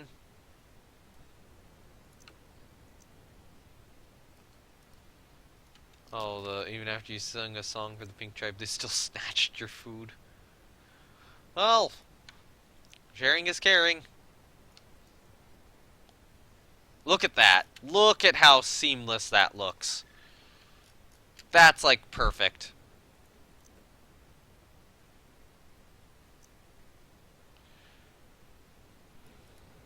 Not from a food pile, from a basket of fruit. Okay.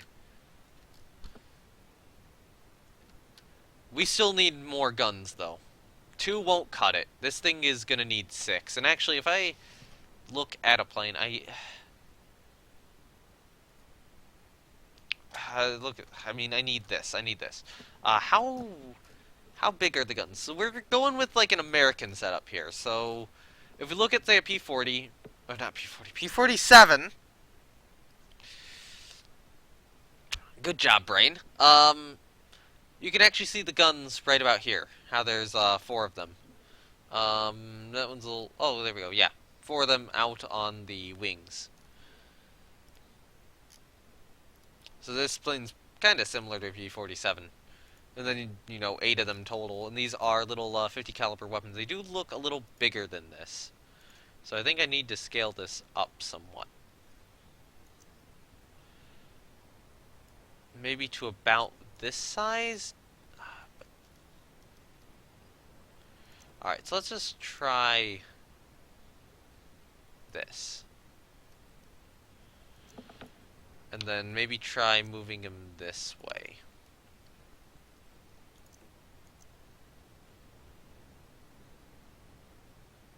I could do something like this. Like that size. That might work. And then I'll have to reposition them on the wing. So I'm going to aim for 6 on this one. Actually surprised the Green Tribe hasn't gotten super pissy since you gave them your first gift. That's good. It's good that at least one tribe is playing nice. Alright, so now we can duplicate that again, and now we're very much in the same boat we were just in. So, now comes the more difficult point of what, you know, these pieces right here, that piece, that guy, this guy, less essential. You know, this guy as well. Which would allow me my 3rd gun. Hard mode. Surely they'll get to that at some point. Yeah, surely. Yeah, this is turning out to be a little bit more complex of an aircraft. Probably because I'm doing a 2-tone color scheme. Alright, you know what? I'm gonna just take this and just jam it up this way so I can actually better see what I'm doing. Alright, so then the second one, I'd probably want to stick about there-ish, and the 3rd one then would be about there-ish. And these are going to have to be probably realigned once the craft is done. Yeah, you can already see that they're somewhat misaligned right now. This one does not seem to be wanting to lock in place. There we go, it locks in place there.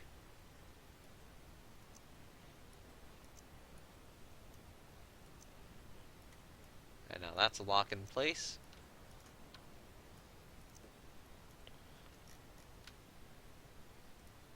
And that accidentally moved them out of position.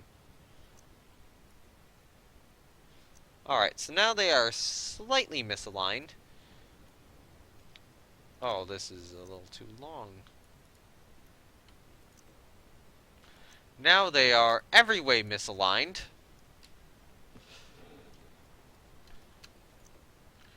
Alright, so gotta move them back into position now. Gonna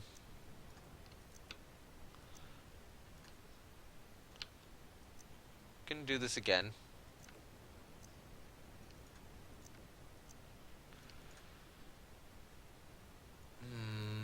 Now that they are properly aligned, I am seeing a little bit of an issue, so I might try to move this guy downwards a little bit. Or we just do this.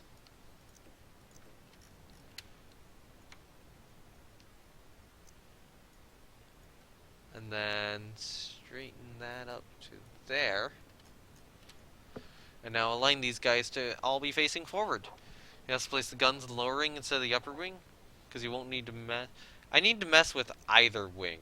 Whichever one has the guns I would need to mess with, or I could mess with the other wing instead.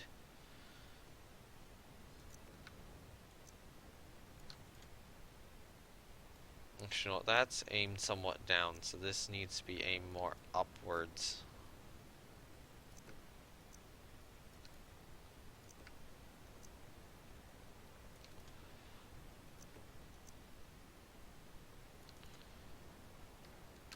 Yeah, that works. Honestly, I might move that back somewhat and that back somewhat.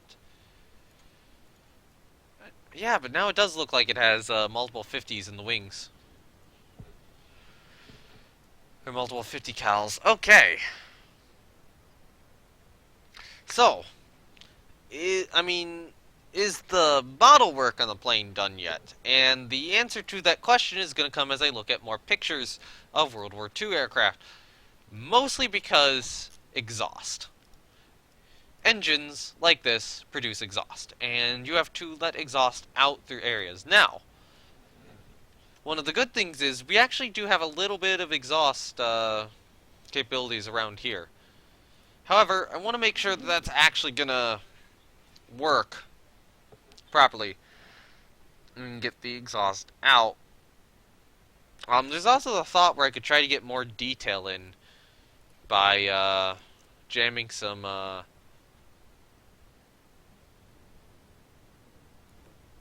is that on the propeller or the... It's on some weird part I don't want it to be on.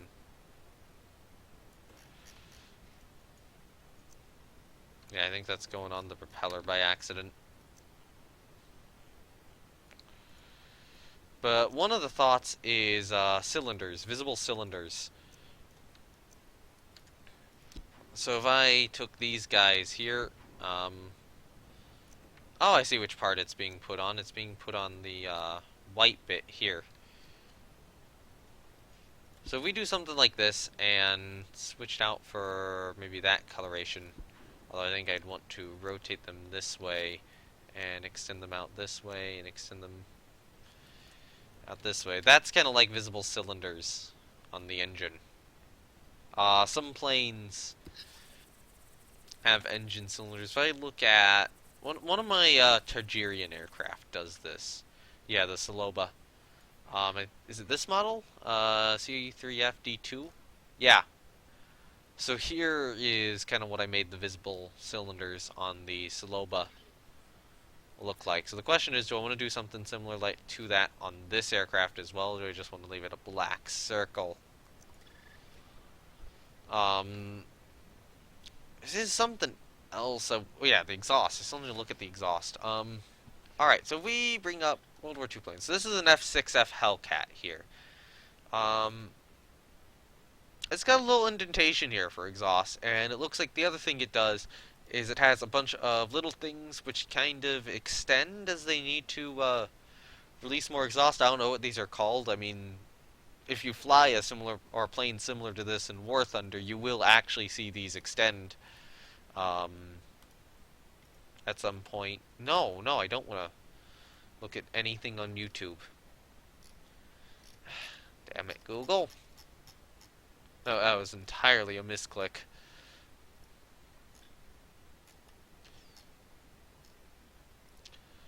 We'll look at, say, an F4F, which is the predecessor to the F6F. Well, actually, this is a Dauntless, so these also have engines. But you can also see the Dauntless has a little exhaust port down there, too.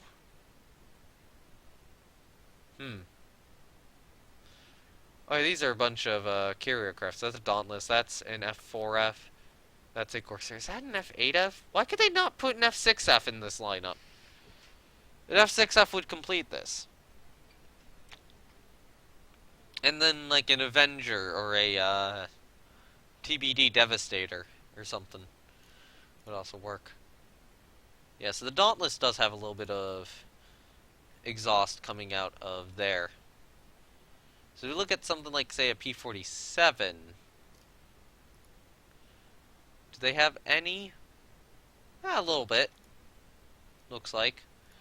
Or an F4U. Yeah, an F4U does have a bit. So we should probably have a little bit of exhaust coming out of here somewhere. So one thing I'm going to do is I'm going to take this and rotate it upwards. Upside having friends, they give you food. Yep, that's always an upside of having friends. Is food. Alright, so we need a little bit of exhaust. What's the best way to do that? Now, one thought is a coaster harness. Oh, I didn't realize it was actually called that for a while. And if I do something like this and align it properly, like that, that's a little bit of, you know, fake exhaust right there.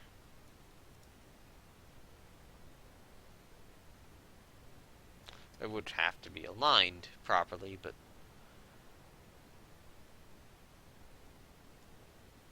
you know, yeah, that is something I could use.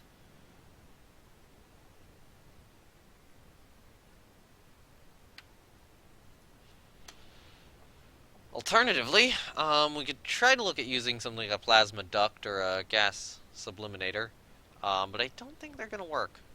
If you dare to go to either green or lavender, the other tribe will get pissy and attack. Alright, so let's move that back up like so.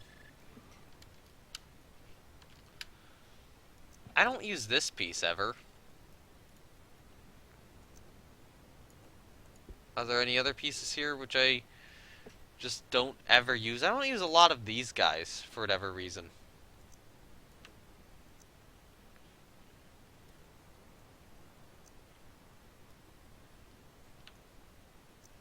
My other question is, why is this the stats? Are there pieces here I'm adding which... Because in terms of weapons, it would have 2 military power. Oh, it would get 2 speed from that, and then 1 speed from that. Okay, that makes sense. That explains why these stats are as they are. So let's say I took one of these pieces, stuck it up that way, stuck it down, and then did something like this.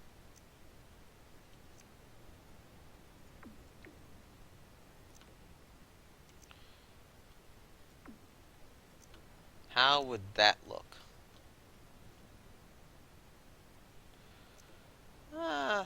Could be better, could be worse. I'd have to align them in the proper location. A little too high right now. But ultimately, I think I want something sticking out a little bit. Somehow.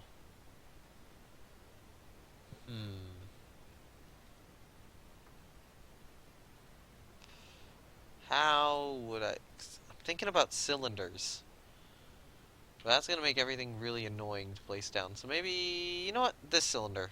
Will it make that one asymmetrical? And then we can place down more cylinders on this cylinder. Stick them kind of in the middle.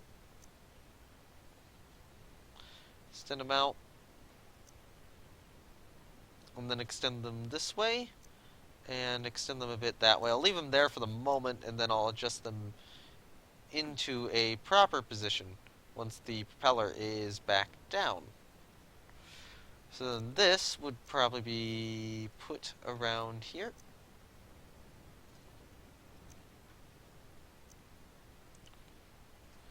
Probably go like about there-ish. Do something maybe like that, maybe extend that piece a bit. And now you can't even tell, but they are right there. And the best part about this is I can go to this color of black and paint them it.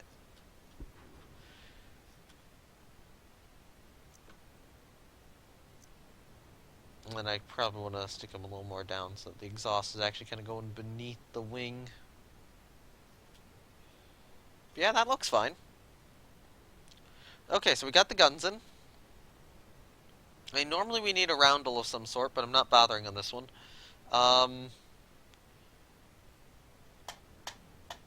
Okay. So if we say that this is a land-based aircraft, then we are not going to need a tailhook.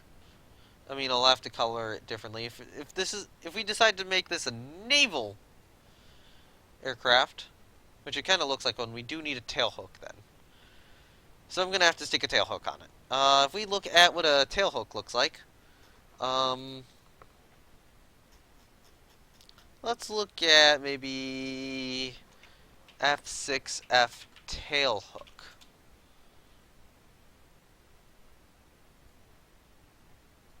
That's it in simple planes. Tailhook drones, no. Okay, they must have gotten a working tailhook going. Or at least something similar. Okay, so that's the rear landing gear. Okay, so the tailhook kind of is in there. Okay. Oh, that's how it deployed on the F6F. So they had it stashed in the craft here, and then if it caught on the arrestor wire, then it extended. Or maybe it was extended originally.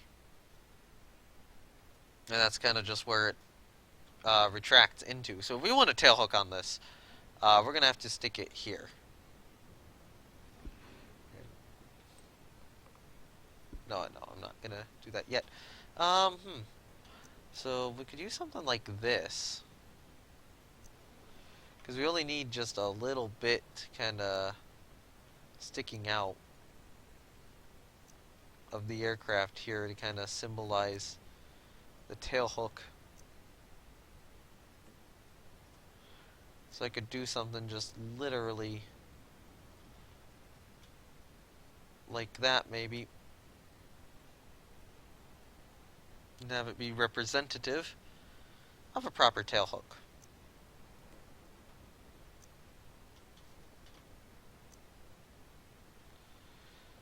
I will say I was not expecting to spend so long building a single vehicle on this stream. Because I wanted to build multiple. I don't know. I'll probably try to build a second vehicle too. Maybe a spaceship or something, which isn't quite as complicated as this. So that would be the tailhook. I'm not going to bother with landing gear. We'll just say the landing gear is retracted. Maybe in the future. So, I'm going to save this. I don't know why I call it work in progress fighting rather than fighter. And just to show you what I can do with this. Not like that. Yeah.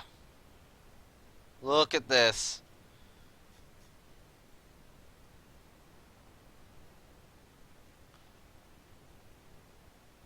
We can pose this however I want to.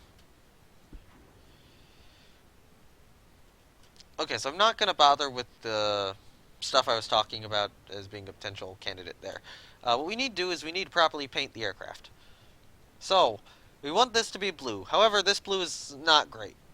This blue is like a cockpit blue. So, let's find a color and a texture. Something like this was what I used on the Tenclassis, if I recall. So this is like the army version of the Tenclassis rather than the Navy fighter version of it. This plane does kind of have a lot of stuff just jammed on it. But there's other textures we could use. Actually, there was an era, if I look back far enough, where I was building planes very similar to this one. And that was, these guys. And I'm gonna mute myself real quickly, I'm about to get a bird on my shoulder.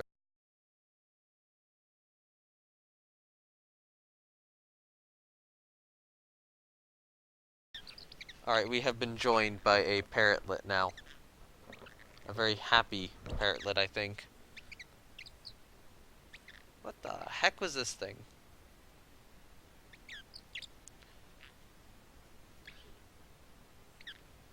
We can now progress to the civilization stage. Good! Completely fictional World War II style carrier fighter. Could have been a lot better, but could have been worse. So this was the paint scheme I was using. You know, I think I'll go land-based. I'll go the land-based fighter route, actually. So we'll ditch that. And I'm not going to have any, like, visible landing gear to pull out. I'd probably want to custom craft that. Okay, so the bird does not want to be on my shoulder for whatever reason. Maybe I'm boring. You know what, curious, let's see what I'm curious, let's see what a more Japanese paint style looks like on this one. So I'd have to get the right paint, or the right pattern. Maybe somewhere in this area? This guy, yeah. So then now we gotta get the right color. This is more of an American style plane, but I'm really kind of curious as to what it looks like under a more Japanese color system. Okay, now the bird does want to go back. Let me look at the fictional Japonin aircraft I made, which were based off of, you know, Japanese aircraft, obviously. Just to see the colors I used back when. So I think it was this paint scheme. It was a duller green than the one I have selected now. Probably like this. Only managed progress so fast because Lavender Tribe. Let you gather fruit right outside your village. Okay. So yeah, I am really kind of curious what this will look like in this paint scheme. This hurts it a lot back there. Admittedly, it probably would need a darker front.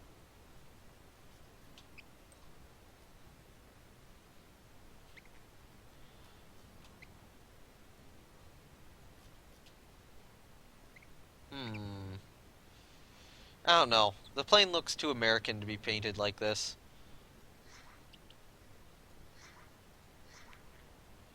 So what? Okay, so let's try a more bluish American color scheme.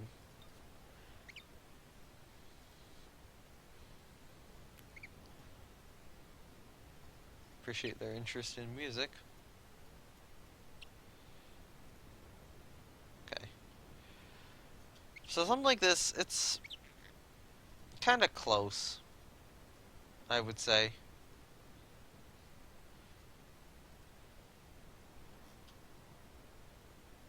Honestly, yeah, that looks pretty good.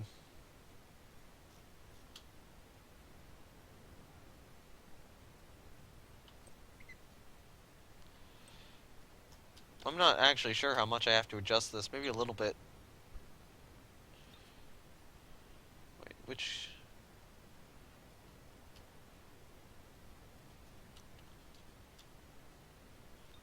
Oh, you know, let's try maybe something like this. How does more of a turquoise look on this?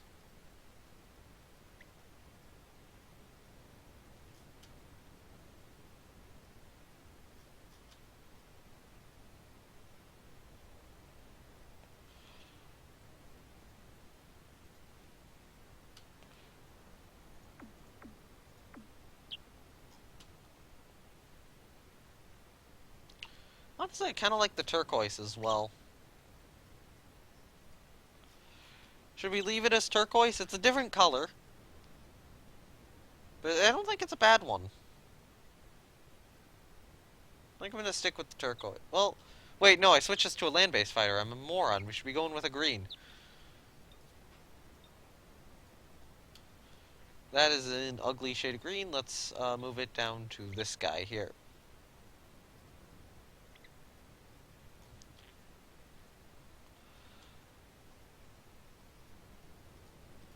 That's ugly shade of green. Let's try this.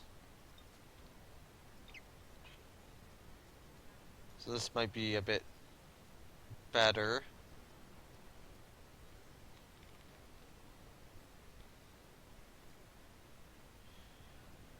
Hmm. No, one of those camo greens, one of those dark greens. Yeah, that's kind of what I'm trying to go for. A dark, dull green like this. But, I don't know.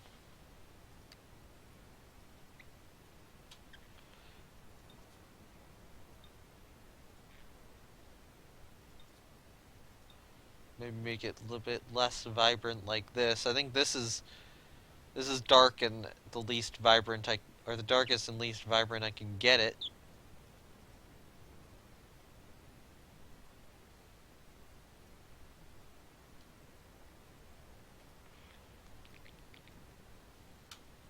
It almost looks a little gray like this. Maybe I need a better paints or paint scheme.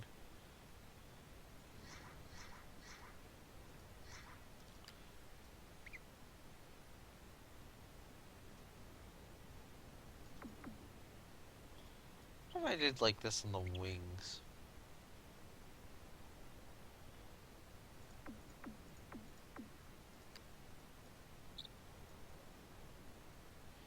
Nah, go for a lighter green. Let's see. Let's see what like this shade of green looks like. I think that's too light. Spore needs greater fidelity. Well, not fidelity, but greater color choice, I would say.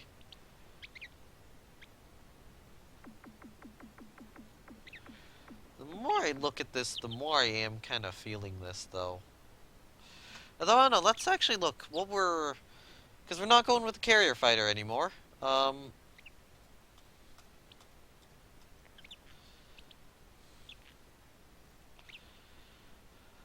like, this is kind of a smooth green. Yeah. More contrasted. I don't know, I think we're at a right shade of dullness. Oh, there is stuff like this.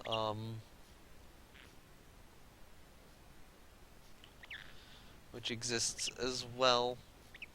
You know, that's Lego right there. But yeah, you know, a lot of this we're looking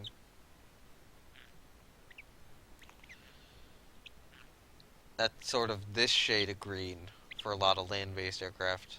I mean, here's a zero. The zero's gonna add this shade of green. Or that shade. Actually, our shade is a little dark compared to a lot of these.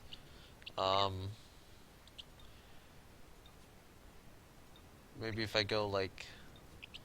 What about for this guy here? Ooh, no, that's way too bright. Go...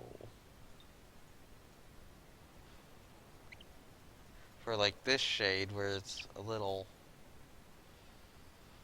brighter, a little more contrasted.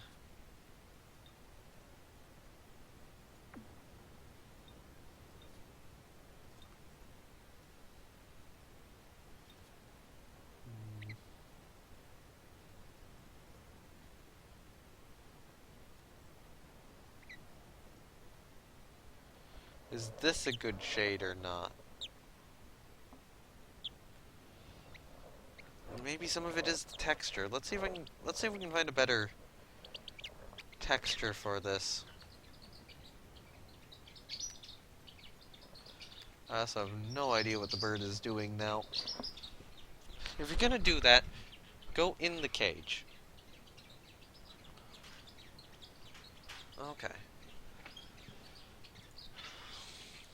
He's weird. He's gotten, like, even weirder lately for whatever reason, and I don't know why. Birds are weird. So that's, like, barely textured, but that's almost like a concrete sort of texture. This is kind of barely textured as well.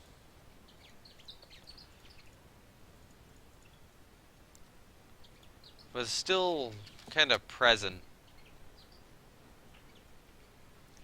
And looks a little smoother. So maybe something like... I would say maybe something like this would work. I mean, if we go back to looking at aircraft... I mean, they do appear to be pretty smooth in terms of coloration. Although you also get camo like this. Or on the Hurricanes. I mean, like a town hall, but you don't know what you want. Well, something peaceful, obviously. I don't think I'm going to be able to get away with any camo on this aircraft.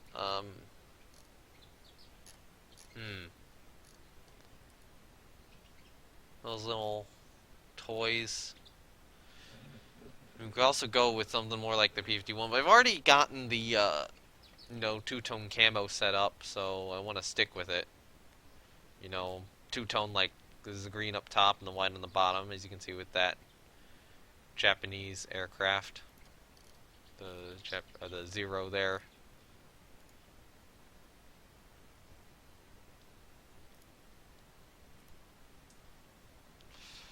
There's a bean with arms. It's a bird in the shape of a bean. Bean with arms, legs, and scuttles around angrily.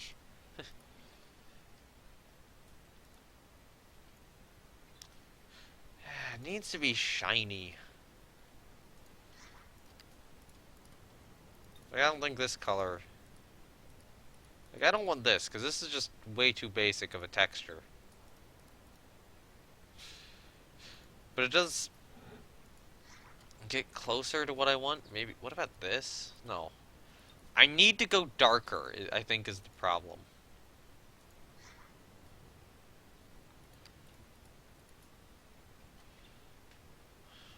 I need to go darker, but more vibrant at the same time. Because the game has the vibrancy, it just doesn't have the darkness it needs.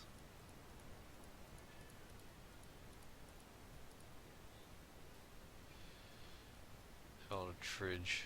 So what in the world do I work off of? Yeah, I have no idea on that one. I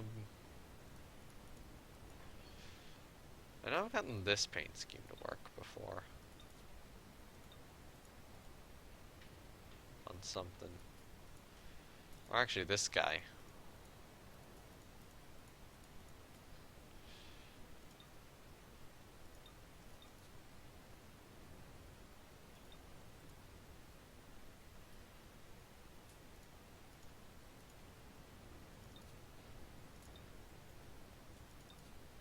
Maybe I work with this paint scheme here. Or this pattern. What if we did like a...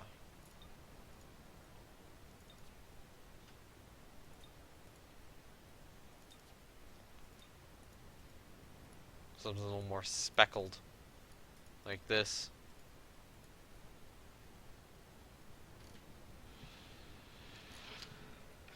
I don't know.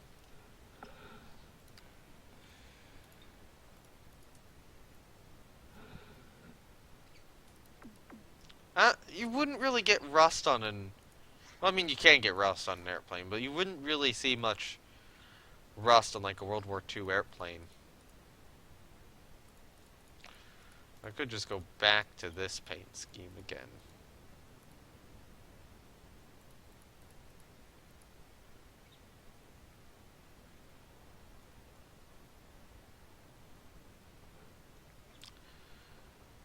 Got an idea for the build, but now you just need to execute it?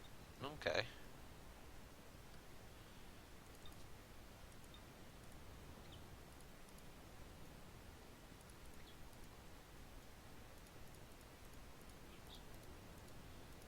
Yeah, maybe we'll just go back to this. Probably the best which I could actually come up with.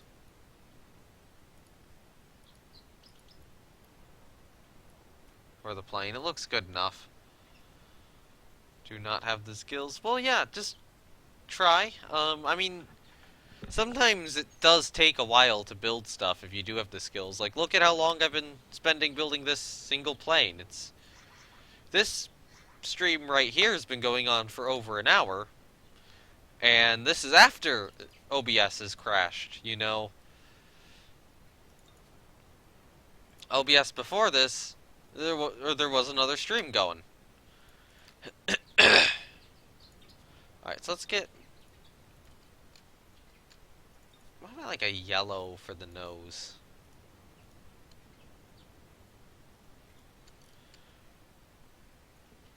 That's a little too vibrant, I think. Maybe here-ish?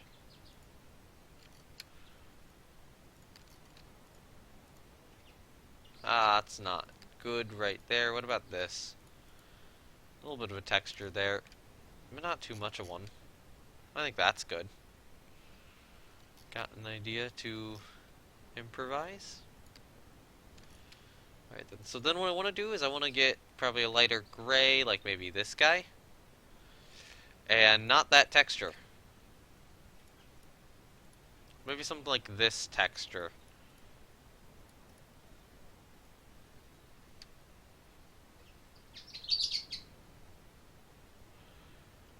Or the underside of the aircraft.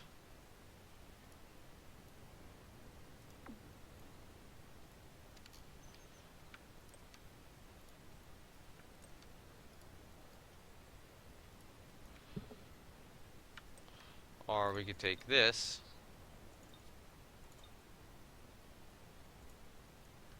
and see how this looks on the underside. Yeah. Little more matching, I would say.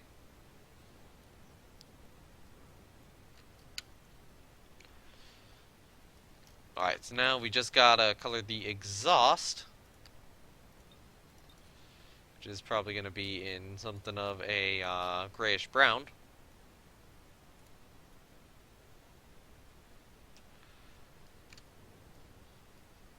And then we gotta color the MGs, which is probably gonna be in a gray, but like this.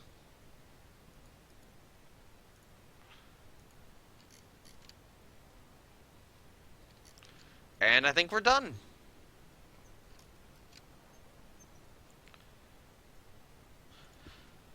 Okay, so what should we call this plane? We could just make it process enough to execute the build. Jesus Christ. Yeah. What does this need to be named? Thank you. Thank you. Yeah, I'm actually pretty happy with how this turned out.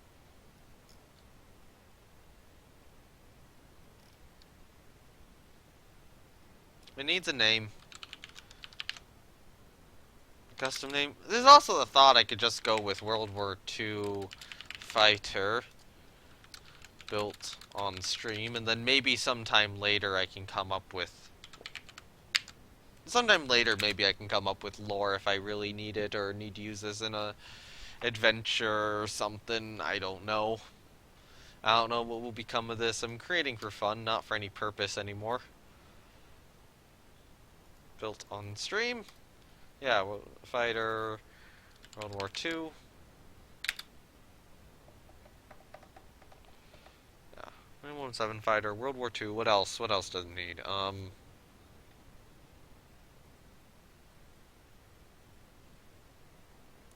What are tags? Should I put on?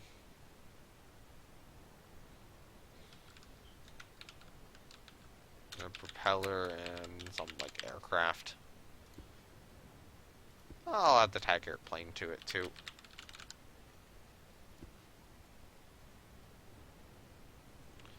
So,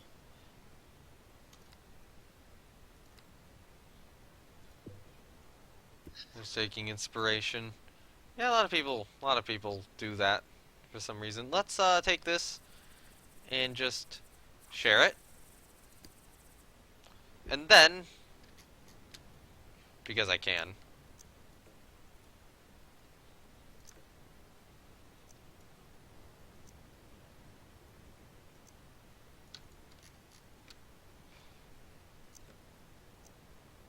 we just rotate the entire flippin' thing.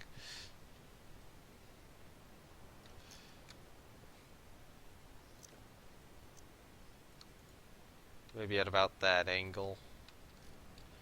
With 2 fighter, and add a period, and then just add the line post.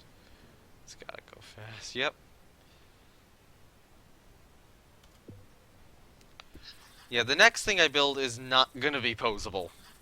At least not to this extent. I might build guns to be posable. Oh, I must have downloaded this. I, oh no, that must have been something I just downloaded, but I can't view it because I don't have creepy and cute for whatever reason, because now I'm on the origin Spore, and I only said that I had a GA and normal Spore, and I'd have to get creepy and cute sorted out again. I mean, I do own creepy and cute. I've built stuff with it. You know, if you scroll back far enough along the creatures that I have, which are ugly.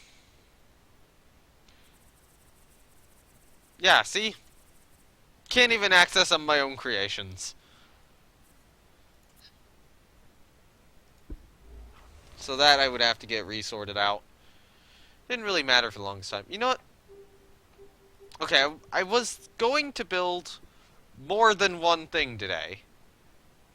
I'm gonna build more than one thing. However, I was gonna build, like... My plan was to build maybe 3. Robot set for creatures. It wasn't... Oh yeah, that was like a Dr. Pepper promotion thing. I did actually manage to get a hold of that. And I did manage to use those robotic parts on something. But, well... Yeah, I don't have those either since the reinstallation. So yeah, I wanted to build a submarine. This is gonna seem very weird what I'm doing right now. Because this is not the conning tower of the submarine, or the sail, or whatever you would call it. Well, I mean, it's designed to be one, but I'm not using it as one. No. I'm using this in an unintended way. However, it's not working.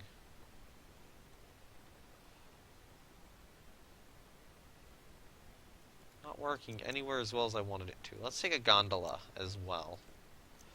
And see if this piece can save me or not. Because the creative use I have for this piece right here is that I'm going to be using these as torpedo tubes. No. Let's stick the gondola the other way around again. So you would go about there-ish probably. Would probably be made larger.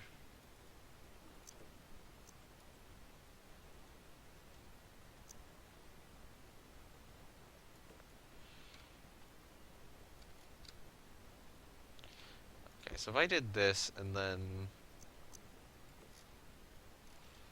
stuck a piece, you're just fascinated that there were actually robot parts designed for us to use.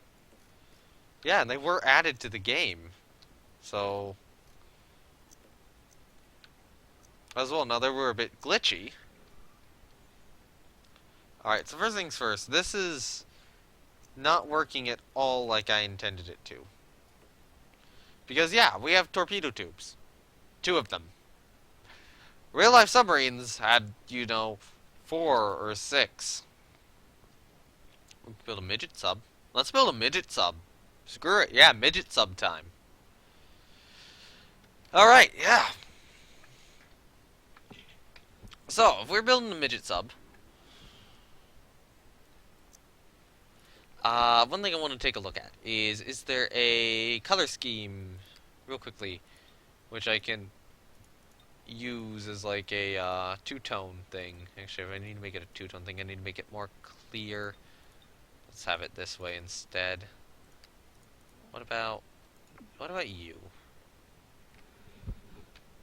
Yeah, yeah, that one works. No, you're not great. You're horrible. You're kind of horrible too. However, you know what? I only need it to work for the bottom section here.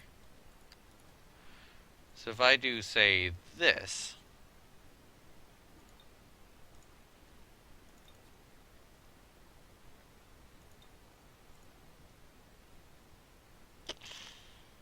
no.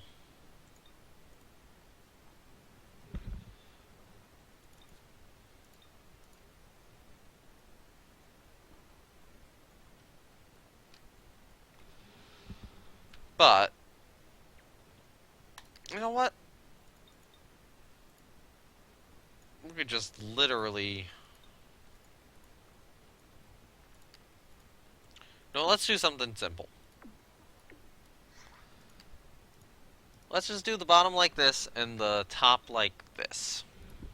For now. Actually, you know what? That's probably too dark. Let's do the top like that. So then, if I were to stick this on the water line, it would look something like that. How about I provide you with a theme to work off of for the sub? Well, I mean, my stuff's mostly designed to be realistic, so I don't know how well that would work if you could pick a realistic theme. Maybe that should be a future stream, although I don't know how many more Spore streams I'm gonna do. Probably some. Maybe still want to keep this up. Alright, so we're doing a bit of a nose radar thing. If I look up, scroll to the top. If we look up, say, Foxtrot class, you can kind of see what I'm going for here.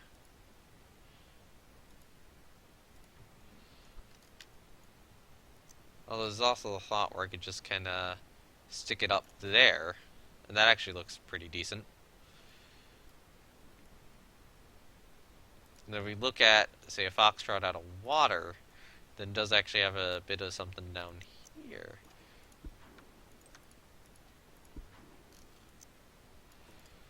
Oh, I should add, we are...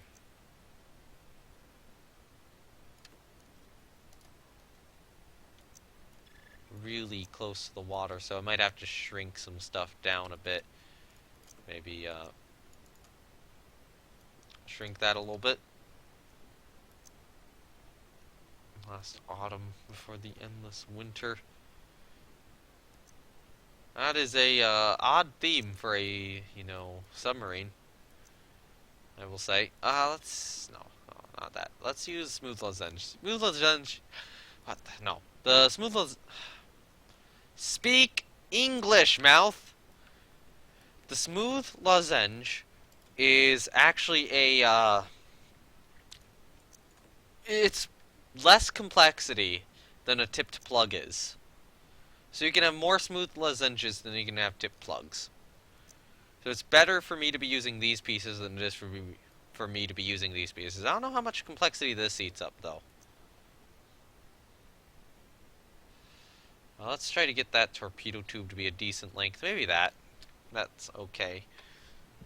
The theme could work for other stuff. Yeah, it could. Well, if it's a midget sub, then the torpedo tubes do need to be longer, I suppose. We could stick something like that down there. That kind of rounds off the bottom pretty nicely.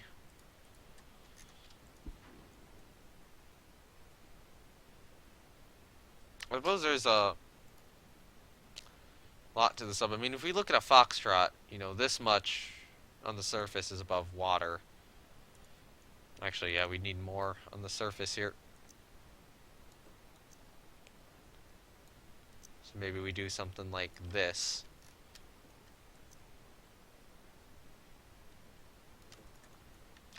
And now we have a lot more. Now we have all of this section of the sub to build. And actually, if we do look at a foxtrot, like one of these guys, you can actually see a number of panels here, and I assume that that's part of the system which would allow the submarine to submerge. There's also got the little fins, which you can actually see retracted. So these subs could retract their fins, which I would assume would reduce noise. That's probably why they did that. I need to play Cold Waters again. That's a good game.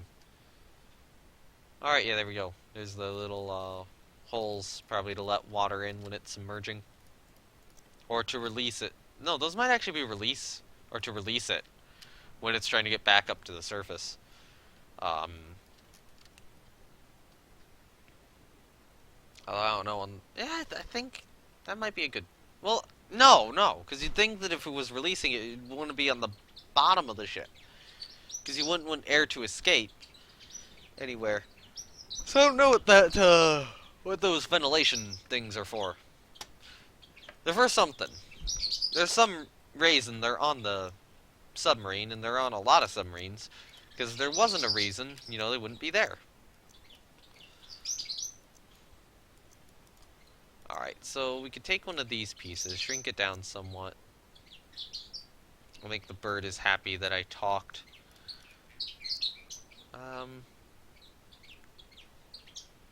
He's odd. Birds are odd.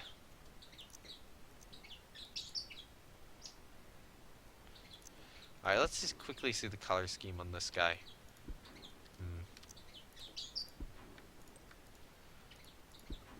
now we can stick it up a bit there, and then just kind of drag it down this way instead, to maybe something like that.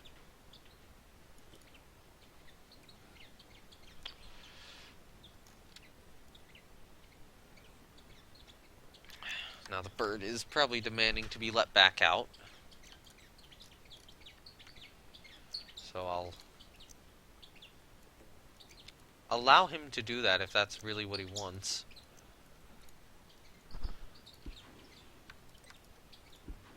Alright, so we'll do something like this. Put that maybe there. So we have a little bit of an issue. Right about here. A little bit of a transitionary issue. Which I need to probably work on. But that's just going to take, you know, maybe one piece of solutions. I'll try to use one of these guys to solve this out right there. And then I'm going to take you, move you this way, so I can actually get the upwards extension working. Although what I might do is I might transition you more over to this side, move you out that way, move you down a bit.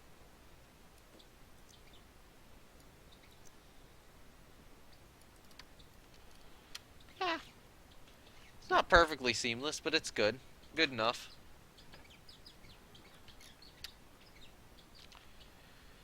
You know, the submarine only having one torpedo tube just doesn't look that great. So we're gonna stretch this back again, though. And then this will probably be made a little bit more thin to compensate. So the torpedo tubes do look a bit longer.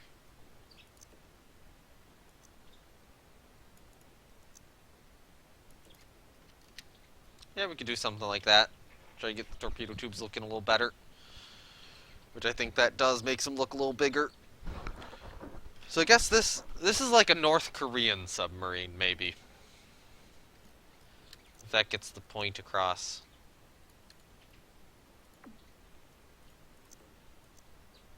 Let's extend that downwards a bit. And now, you know, maybe move this forwards as much as we can, so that I have the most room to work with. And then what I do is I take one of these guys, copy it, turn it around the other way, extend that out as much as I can, and then stick that on there. Now I need to look at, like with a submarine. Okay, so that's what the end looks like, or the stern of one. Alright, so if I do something like this. Is that already as thin as it goes? I think so. Is it? Not quite. So I might be able to get away with this.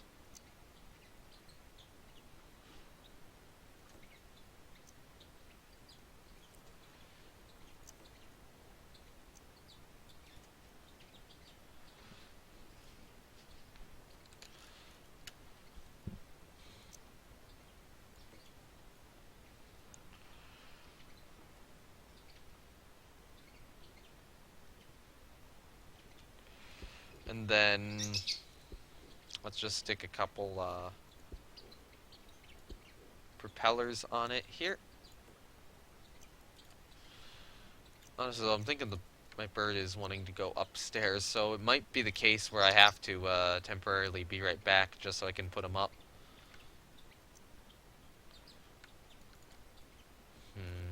That's not working well. It really isn't working well. I mean, we're building a midget sub, so it can look a little awkward. So maybe we'll shrink that down. Because we need to get a rudder in here, too.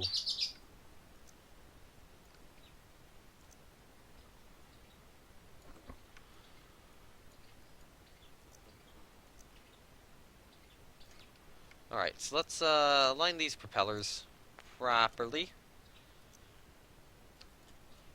And this here is a new trick I've started to use, or started to learn. But there's also the thought of doing something more modern than a foxtrot, since this does look a little more modern. So let's look at what a Tango class submarine looks like. That's slightly more modern. You know what? No. Why don't I look at midget submarine, which is where we get some weird stuff. Something like this, though, is more akin to probably what I'd be building.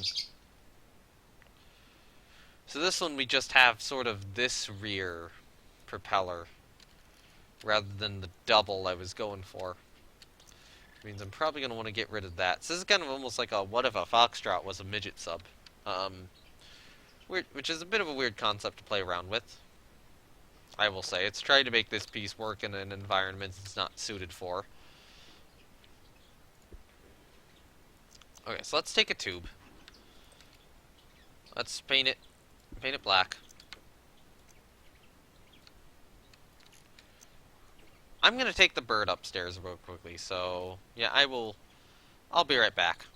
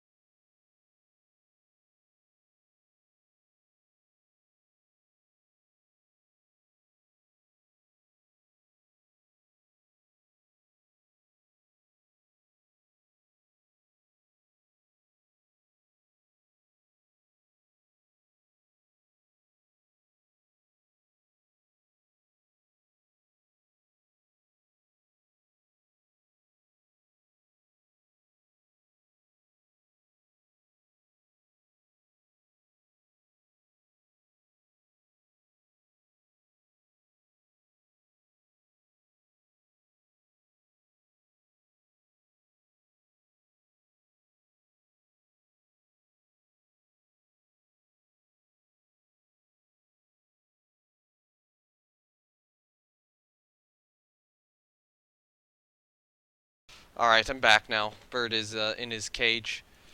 Alright, so what I wanted to do was I wanted to look at the rear of this and just get the propeller sorted right now. Although I don't know. Because we do have a bit boxier of a sub. But I don't want to continue that back. So maybe something like the Event Horizon? Why is that called an Event Horizon? That's a really weird name for a piece which looks specifically like this. Like the event horizon. This isn't the piece I think of when I think of the words like event horizon. You know, I think of a black hole or an accretion disk or something like that, and this isn't any of those.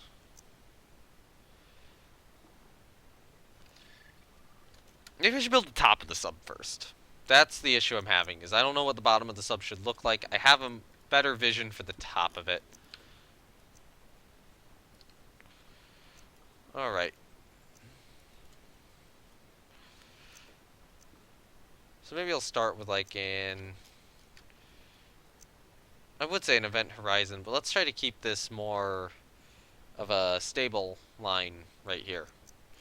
So if I do something like, say, this piece, then yeah, that's more of a stable line. Right there. It does adjust, though, when I move it down and up, right? Yeah, a little bit. A little bit on this guy.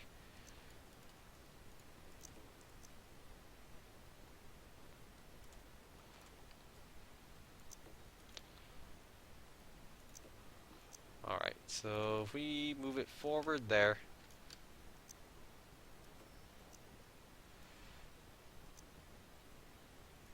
We could put it like, say, there, maybe.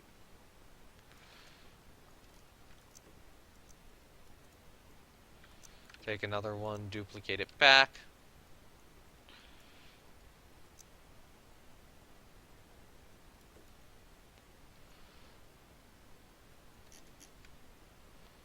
Oh, I don't know. No, not on that. You know, what we'll do is we'll do something like this.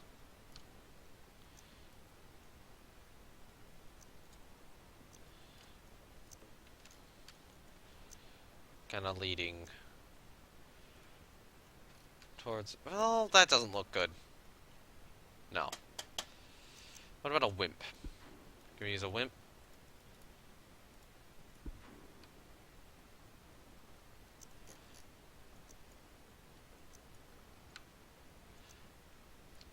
So Spore has some weird piece names, I will say. Once you start noticing them, they are kind of weird. Hmm.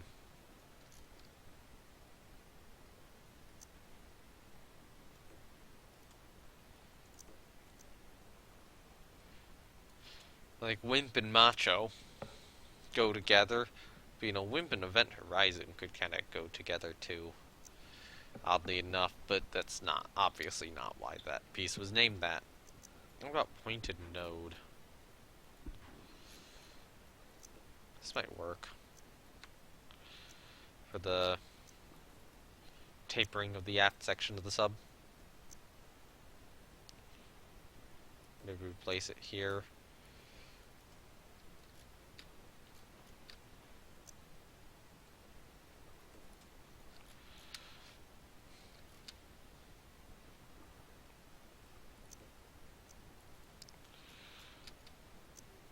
If I do this, per se, and then maybe have another piece here, as you're working on the vehicles now.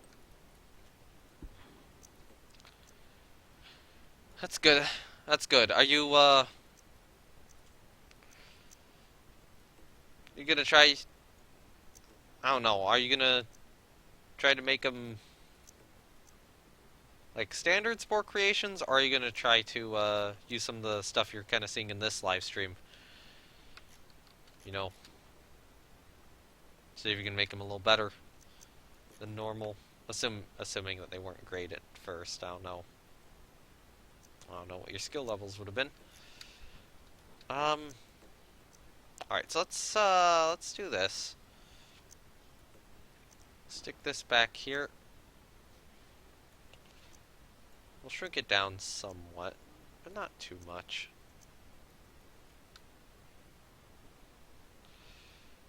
So then this would be where the propeller of the sub would be. Maybe about here. If we look at, say, one of these guys, it's actually kind of... That's interesting, because they kind of have it taller here, and then it does a hump down, and then it kind of does that. This would be a more modern midget sub. A lot of the midget subs we're looking at here are older. Although this These look more recent. Are these North Korean? These could be North Korean. Not the best builders who are just building stuff related to birds. Okay. Oh, these are Yugoslavian midget... Yugoslavia's midget subs? Interesting. In Italy. Hmm.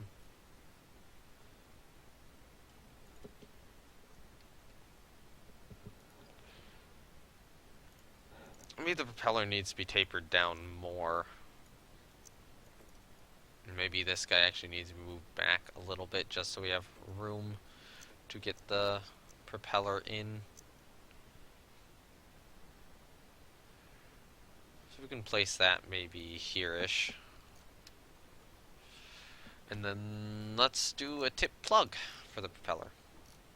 Assuming that this will actually fit. Let's see, will it fit? No, it won't. What about, and one of these things? No bed. What? Orbed. Orbed. That is totally what I said. Nope, that won't work either. So let's shrink this and make this change smaller. And actually just take it up there, and let's just stick the propeller in it itself. Actually, no, I don't need the calculator for this stream, it appears. I do have the calculator for some streams, I do. Rule the Waves in particular is the game I need the calculator for. Well, we could just stick it like that, move you up a bit to about here.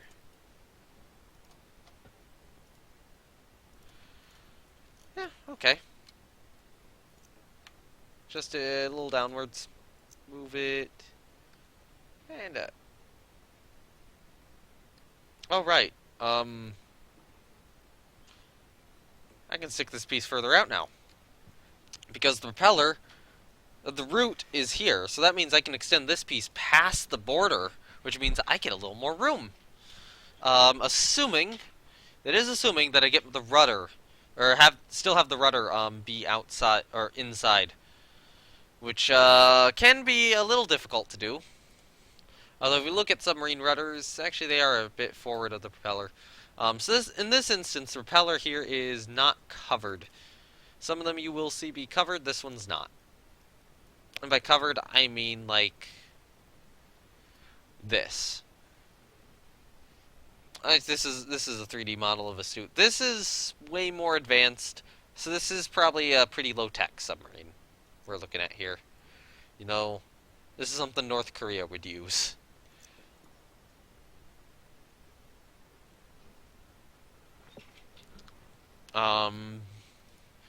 Yeah, but if we do look, we do have looks like a rudder up top, rudder on the bottom, and then two things to pitch here.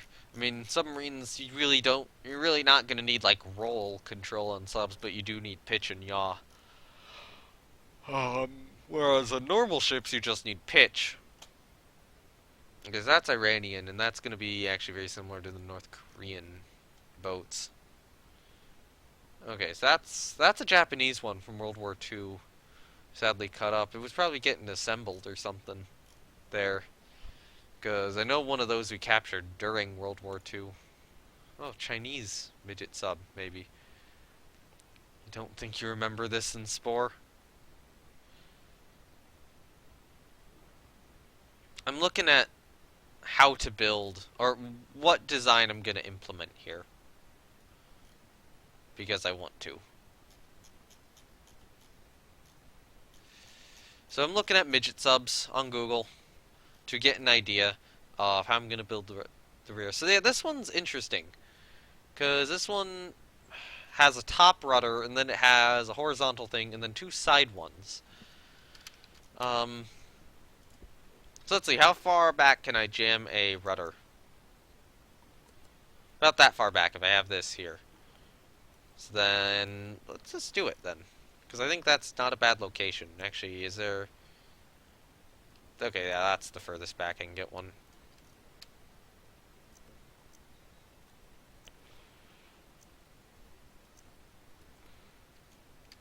And And then let's stick one on the underside as well.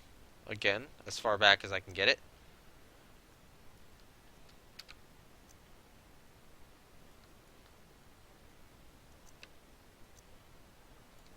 Why is this not far enough back? No, it's not. Oh, so I can move that there? What?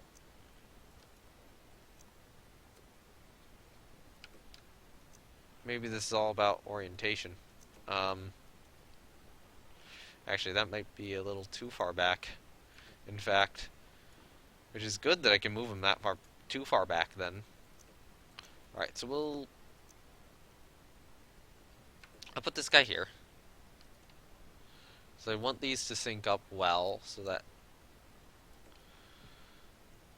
there you can, oh, come on. I'm not getting this right.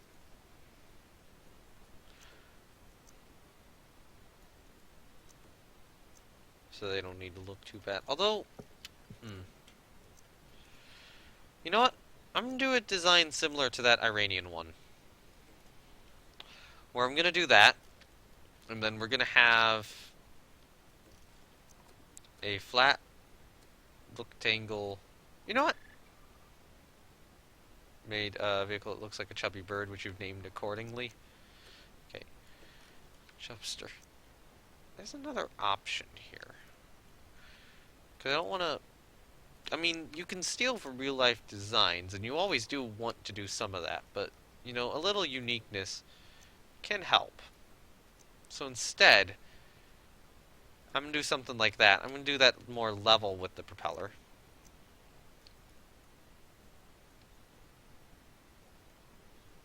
And then I'm going to stick the rudders on the end.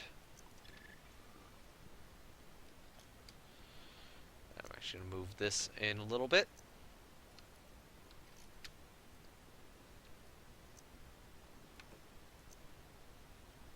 And we can do something like this. And then just shrink it somewhat.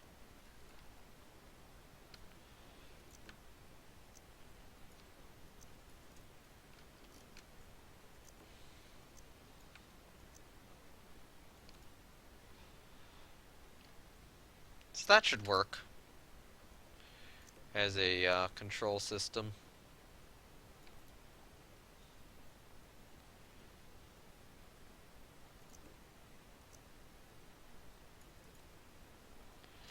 For the sub. And then we'd also want a pair of forward diving planes, probably about here.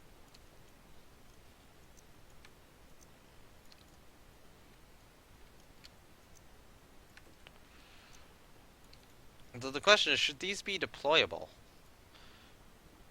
Actually, on the midget sub, they're kind of lower. Interesting. That would make sense. I say, yeah, let's make the diving planes, you know, maybe deployable. Which is going to be a little more difficult to do, but not that difficult. You know, it's just take a trellis, shrink it down somewhat.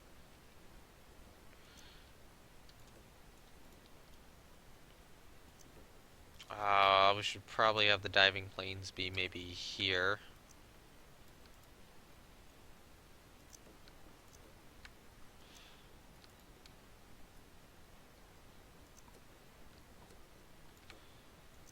And then just kind of stick them in the middle of the trellis. With some way to access the trellis. Like I can access it there, and I'm gonna probably extend that out to maybe there. And then, no, what happens if I rotate these guys this way? Yeah, okay. So then I'm gonna move it a little more forward. I'll shrink it so that that's thinner, and then extend it out again.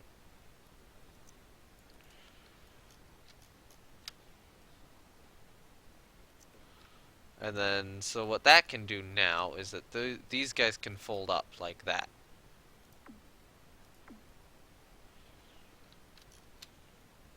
Or alternatively, I can just rotate them as I please. So maybe they're not foldable, but they are, you know, now very rotatable on the midget sub. Alright, so, next step. We need this to kind of extend back into the boat.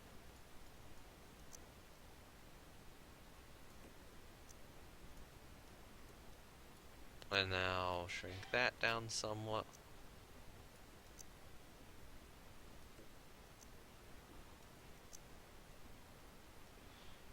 And probably have it get larger. I would say have it get larger, but you know, that's probably already good enough right there. Because it does kind of reach the... I mean, it reaches beyond the maximum width, so, you know, it should probably only do that. And what I'll probably do is I'll probably move this guy out a bit, move this guy out a bit, and then stick one of the... Oh. Not that piece. One of these guys, maybe? On the stern?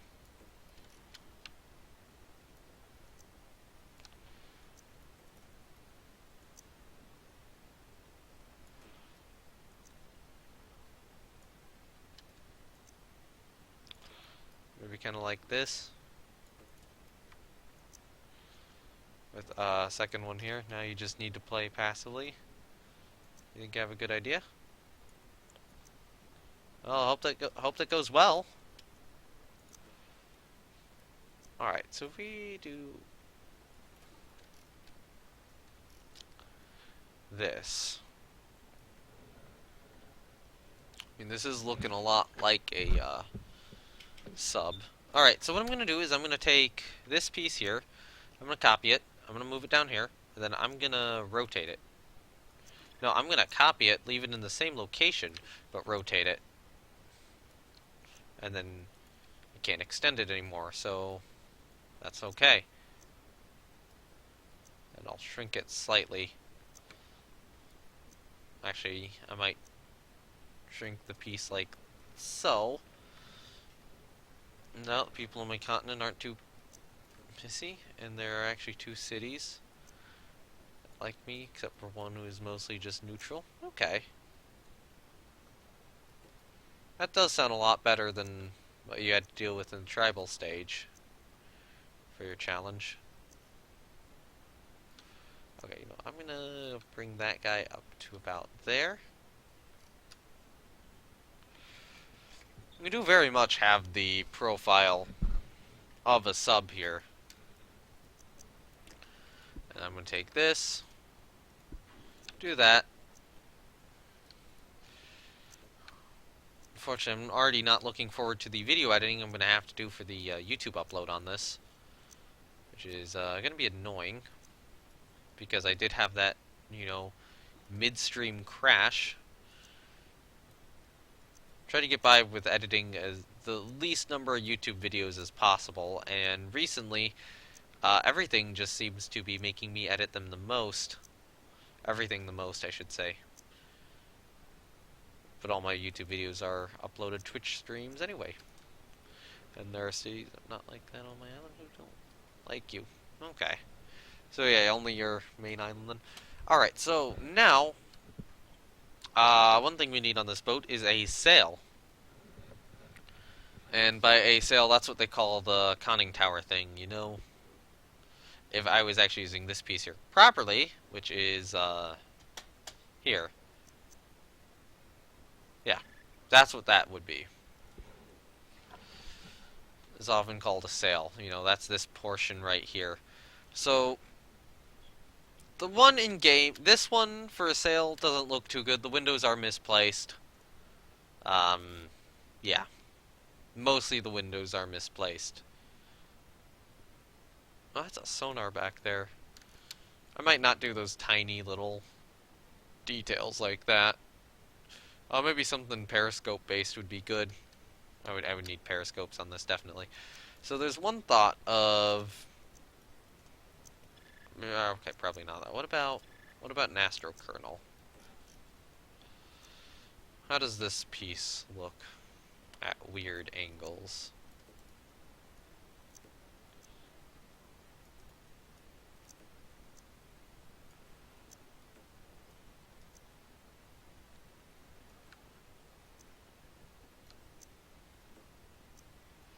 Bit too shark fin there.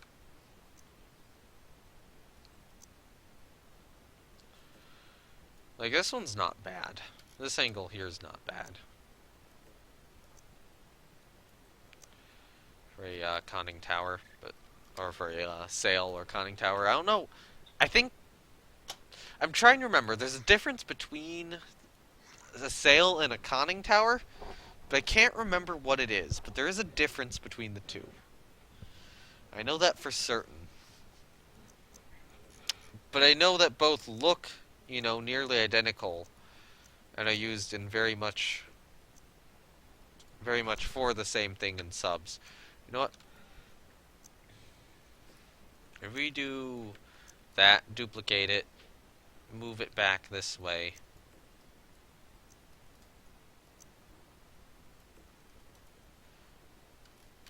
That would be the smallest I could get it. Actually, I could probably do this, but...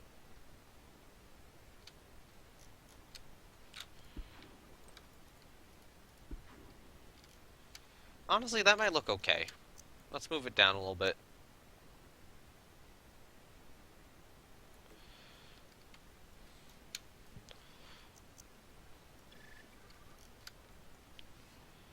And then...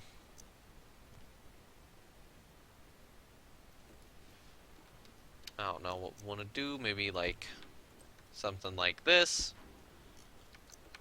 This one's just way more... this one's even way more thrown together than the plane is, honestly. I think I took a lot more care with the plane in this, little sub. I guess this is what I can do when I'm not focused on trying to make everything, posable.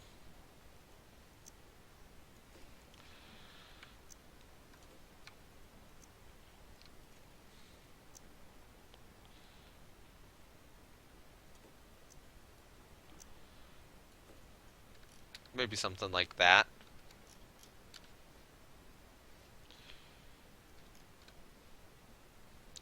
Alright, so if we take a look at midget subs again, they're really not very big at all. Naturally.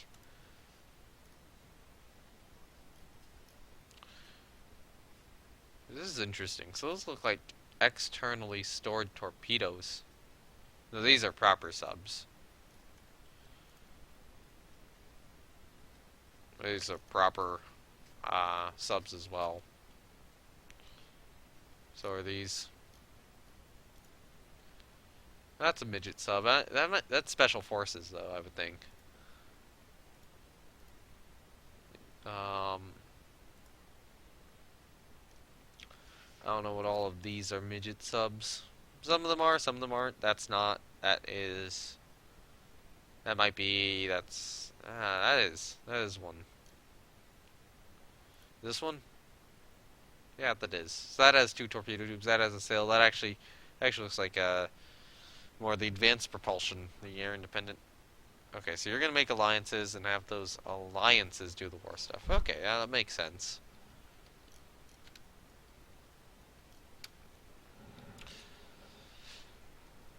Okay,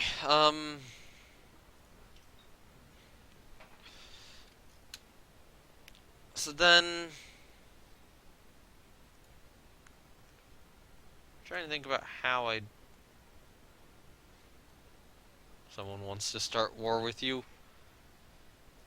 Oh no, you can't even defend yourself, really, can you? In Civ stage.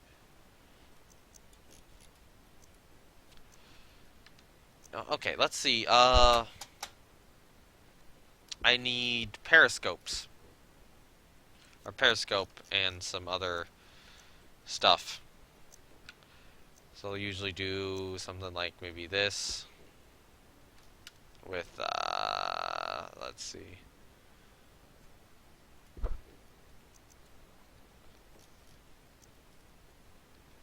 Something like this on top. Very functioning Periscope.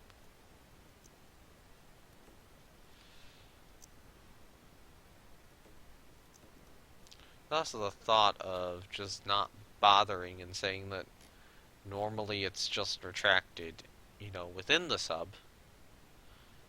Something like that, though, as a proper Periscope back there.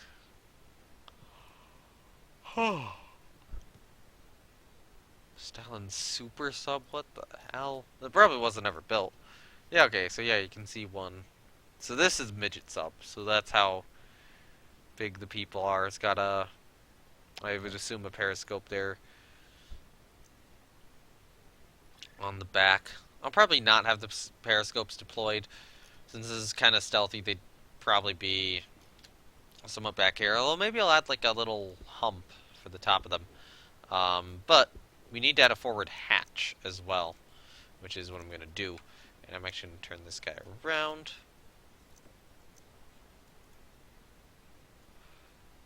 So there, something like that is probably the forward hatch into the sub.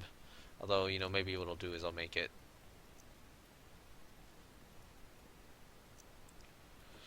more like that.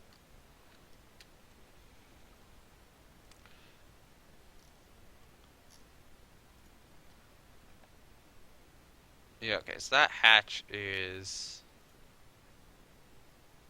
would make this really a true midget sub, I think. Vision doesn't kill anyone, it converts people. Yeah, that is fair. So if you want to, you can try to use your normal approach for that. Honestly, we'd probably have handrails on the side to actually get a good sense of scale.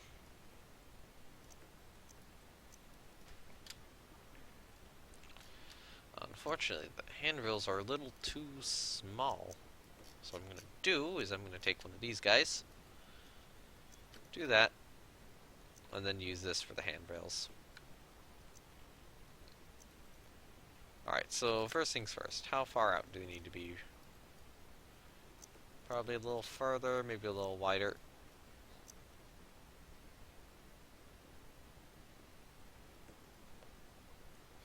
You know what?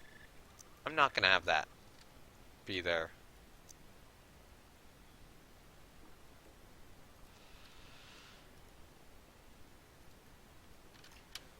And actually, one thing I probably should do on this is, okay, I need a flat piece. No, I'll use a dunce cap. I'll rotate it that way.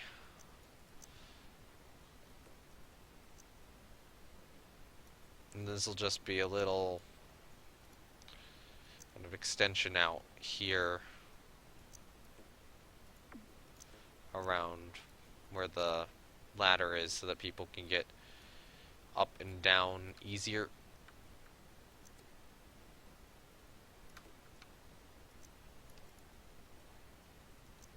Well, that's in a weird position. There, that's better. Maybe one more.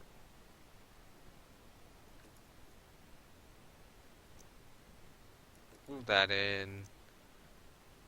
Move that in. That is wonky. Some of this is actually really wonky. I think some of these pieces do need to be adjusted a little bit.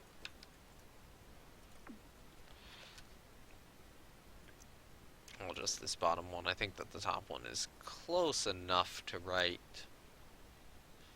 And then what I can do now is I can take that and compress it a little bit. Maybe a little more.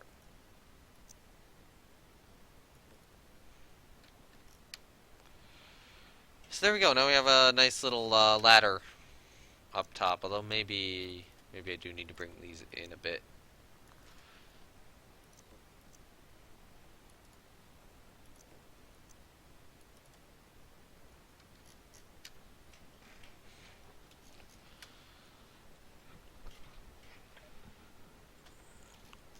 We do need windows up here, I think.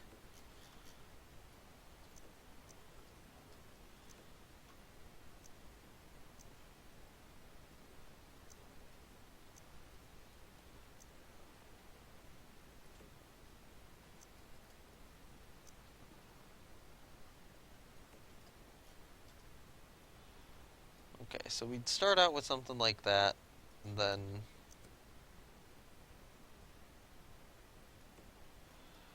I don't know, maybe align those more this way, and then align these guys more this way. But what I could do is I could take that, guys.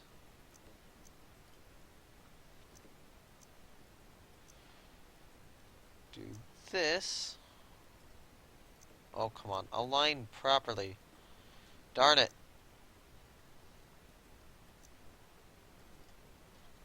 Thank you. Make that bigger.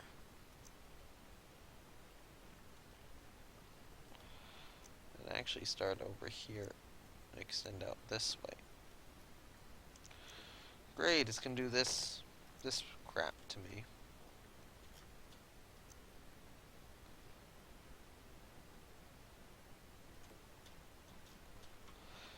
Come on, let's actually adjust properly, please.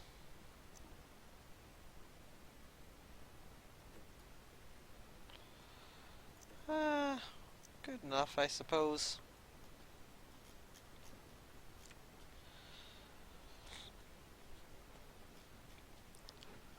And then,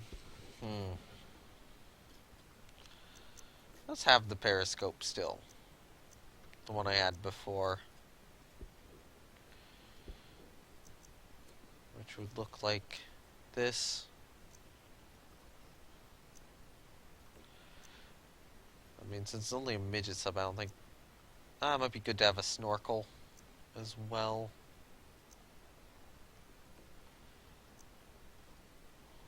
But I don't think we need a bunch of extra things.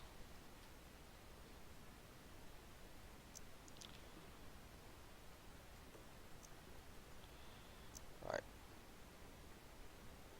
You know what, with the periscope, the easiest way to adjust it is, you know, just by doing this. So then we can maybe put the periscope there.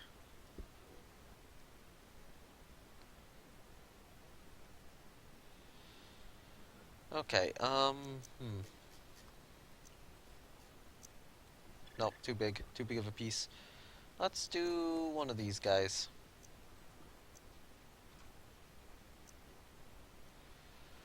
And then we can do something like this. This'll allow the periscope to kind of be retracted behind something somewhat streamlined. And then behind the periscope, I'm going to take a cubby, shrink it down, take one of the uranium guns, just stick it on there, and then this will act as the snorkel. Actually, I should probably have it at this angle. Although here it'll also be retracted. So there we go, that is a midget submarine. Now it just needs proper colors. So, submarine hull colors is the first one. Or first thing I have to sort out.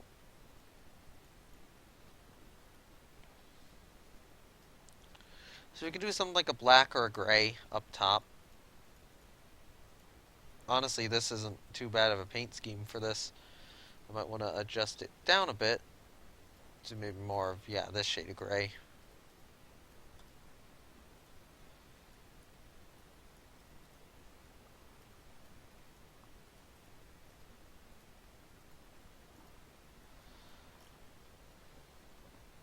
That looks pretty good.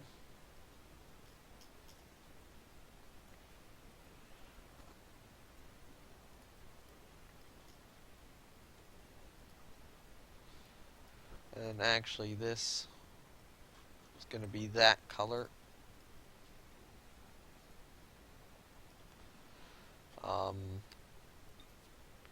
For the periscope, if assuming I can actually... Yeah, okay, that works.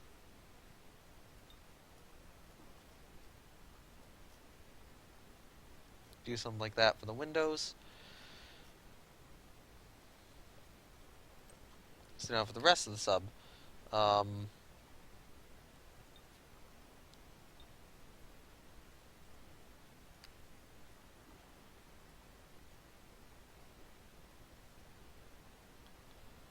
that's somewhat textured, but I don't think I want to go with that texture. I'd go with this texture.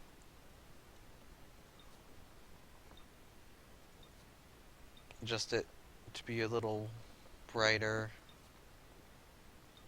Maybe... You know what? No. You go there. You go there.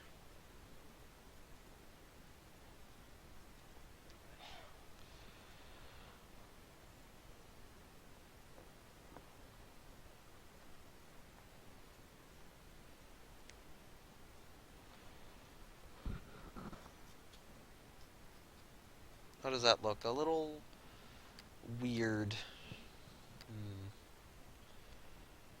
That's not going to look great, right?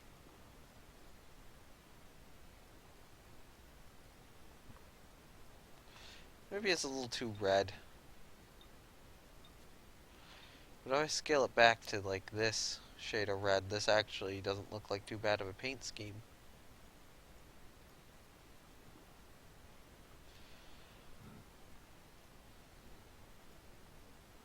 I kind of like it.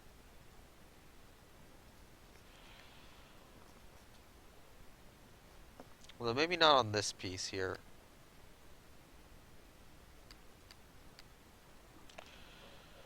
Alright, we need to look for another good paint scheme for this forward piece.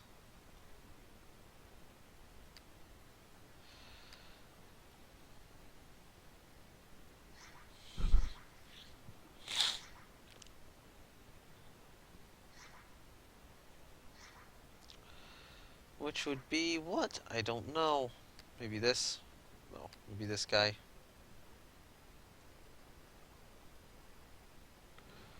Ah, screw it.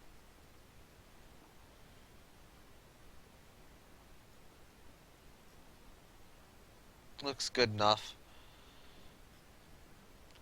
And then the last color we need is a shade of yellow for the propeller.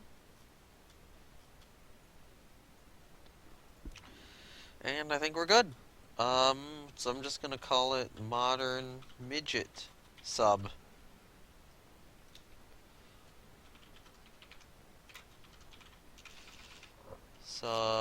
Submarine.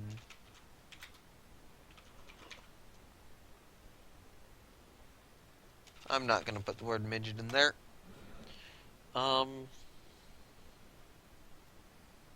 Yeah, sub or submarine are probably the two tags I would want to have.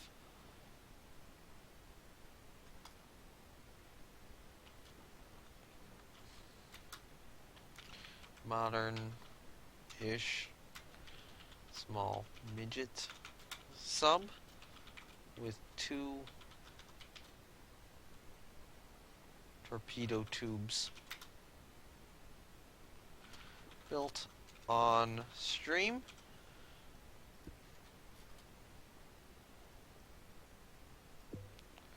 Save and exit. And I think with that, I'm going to upload this.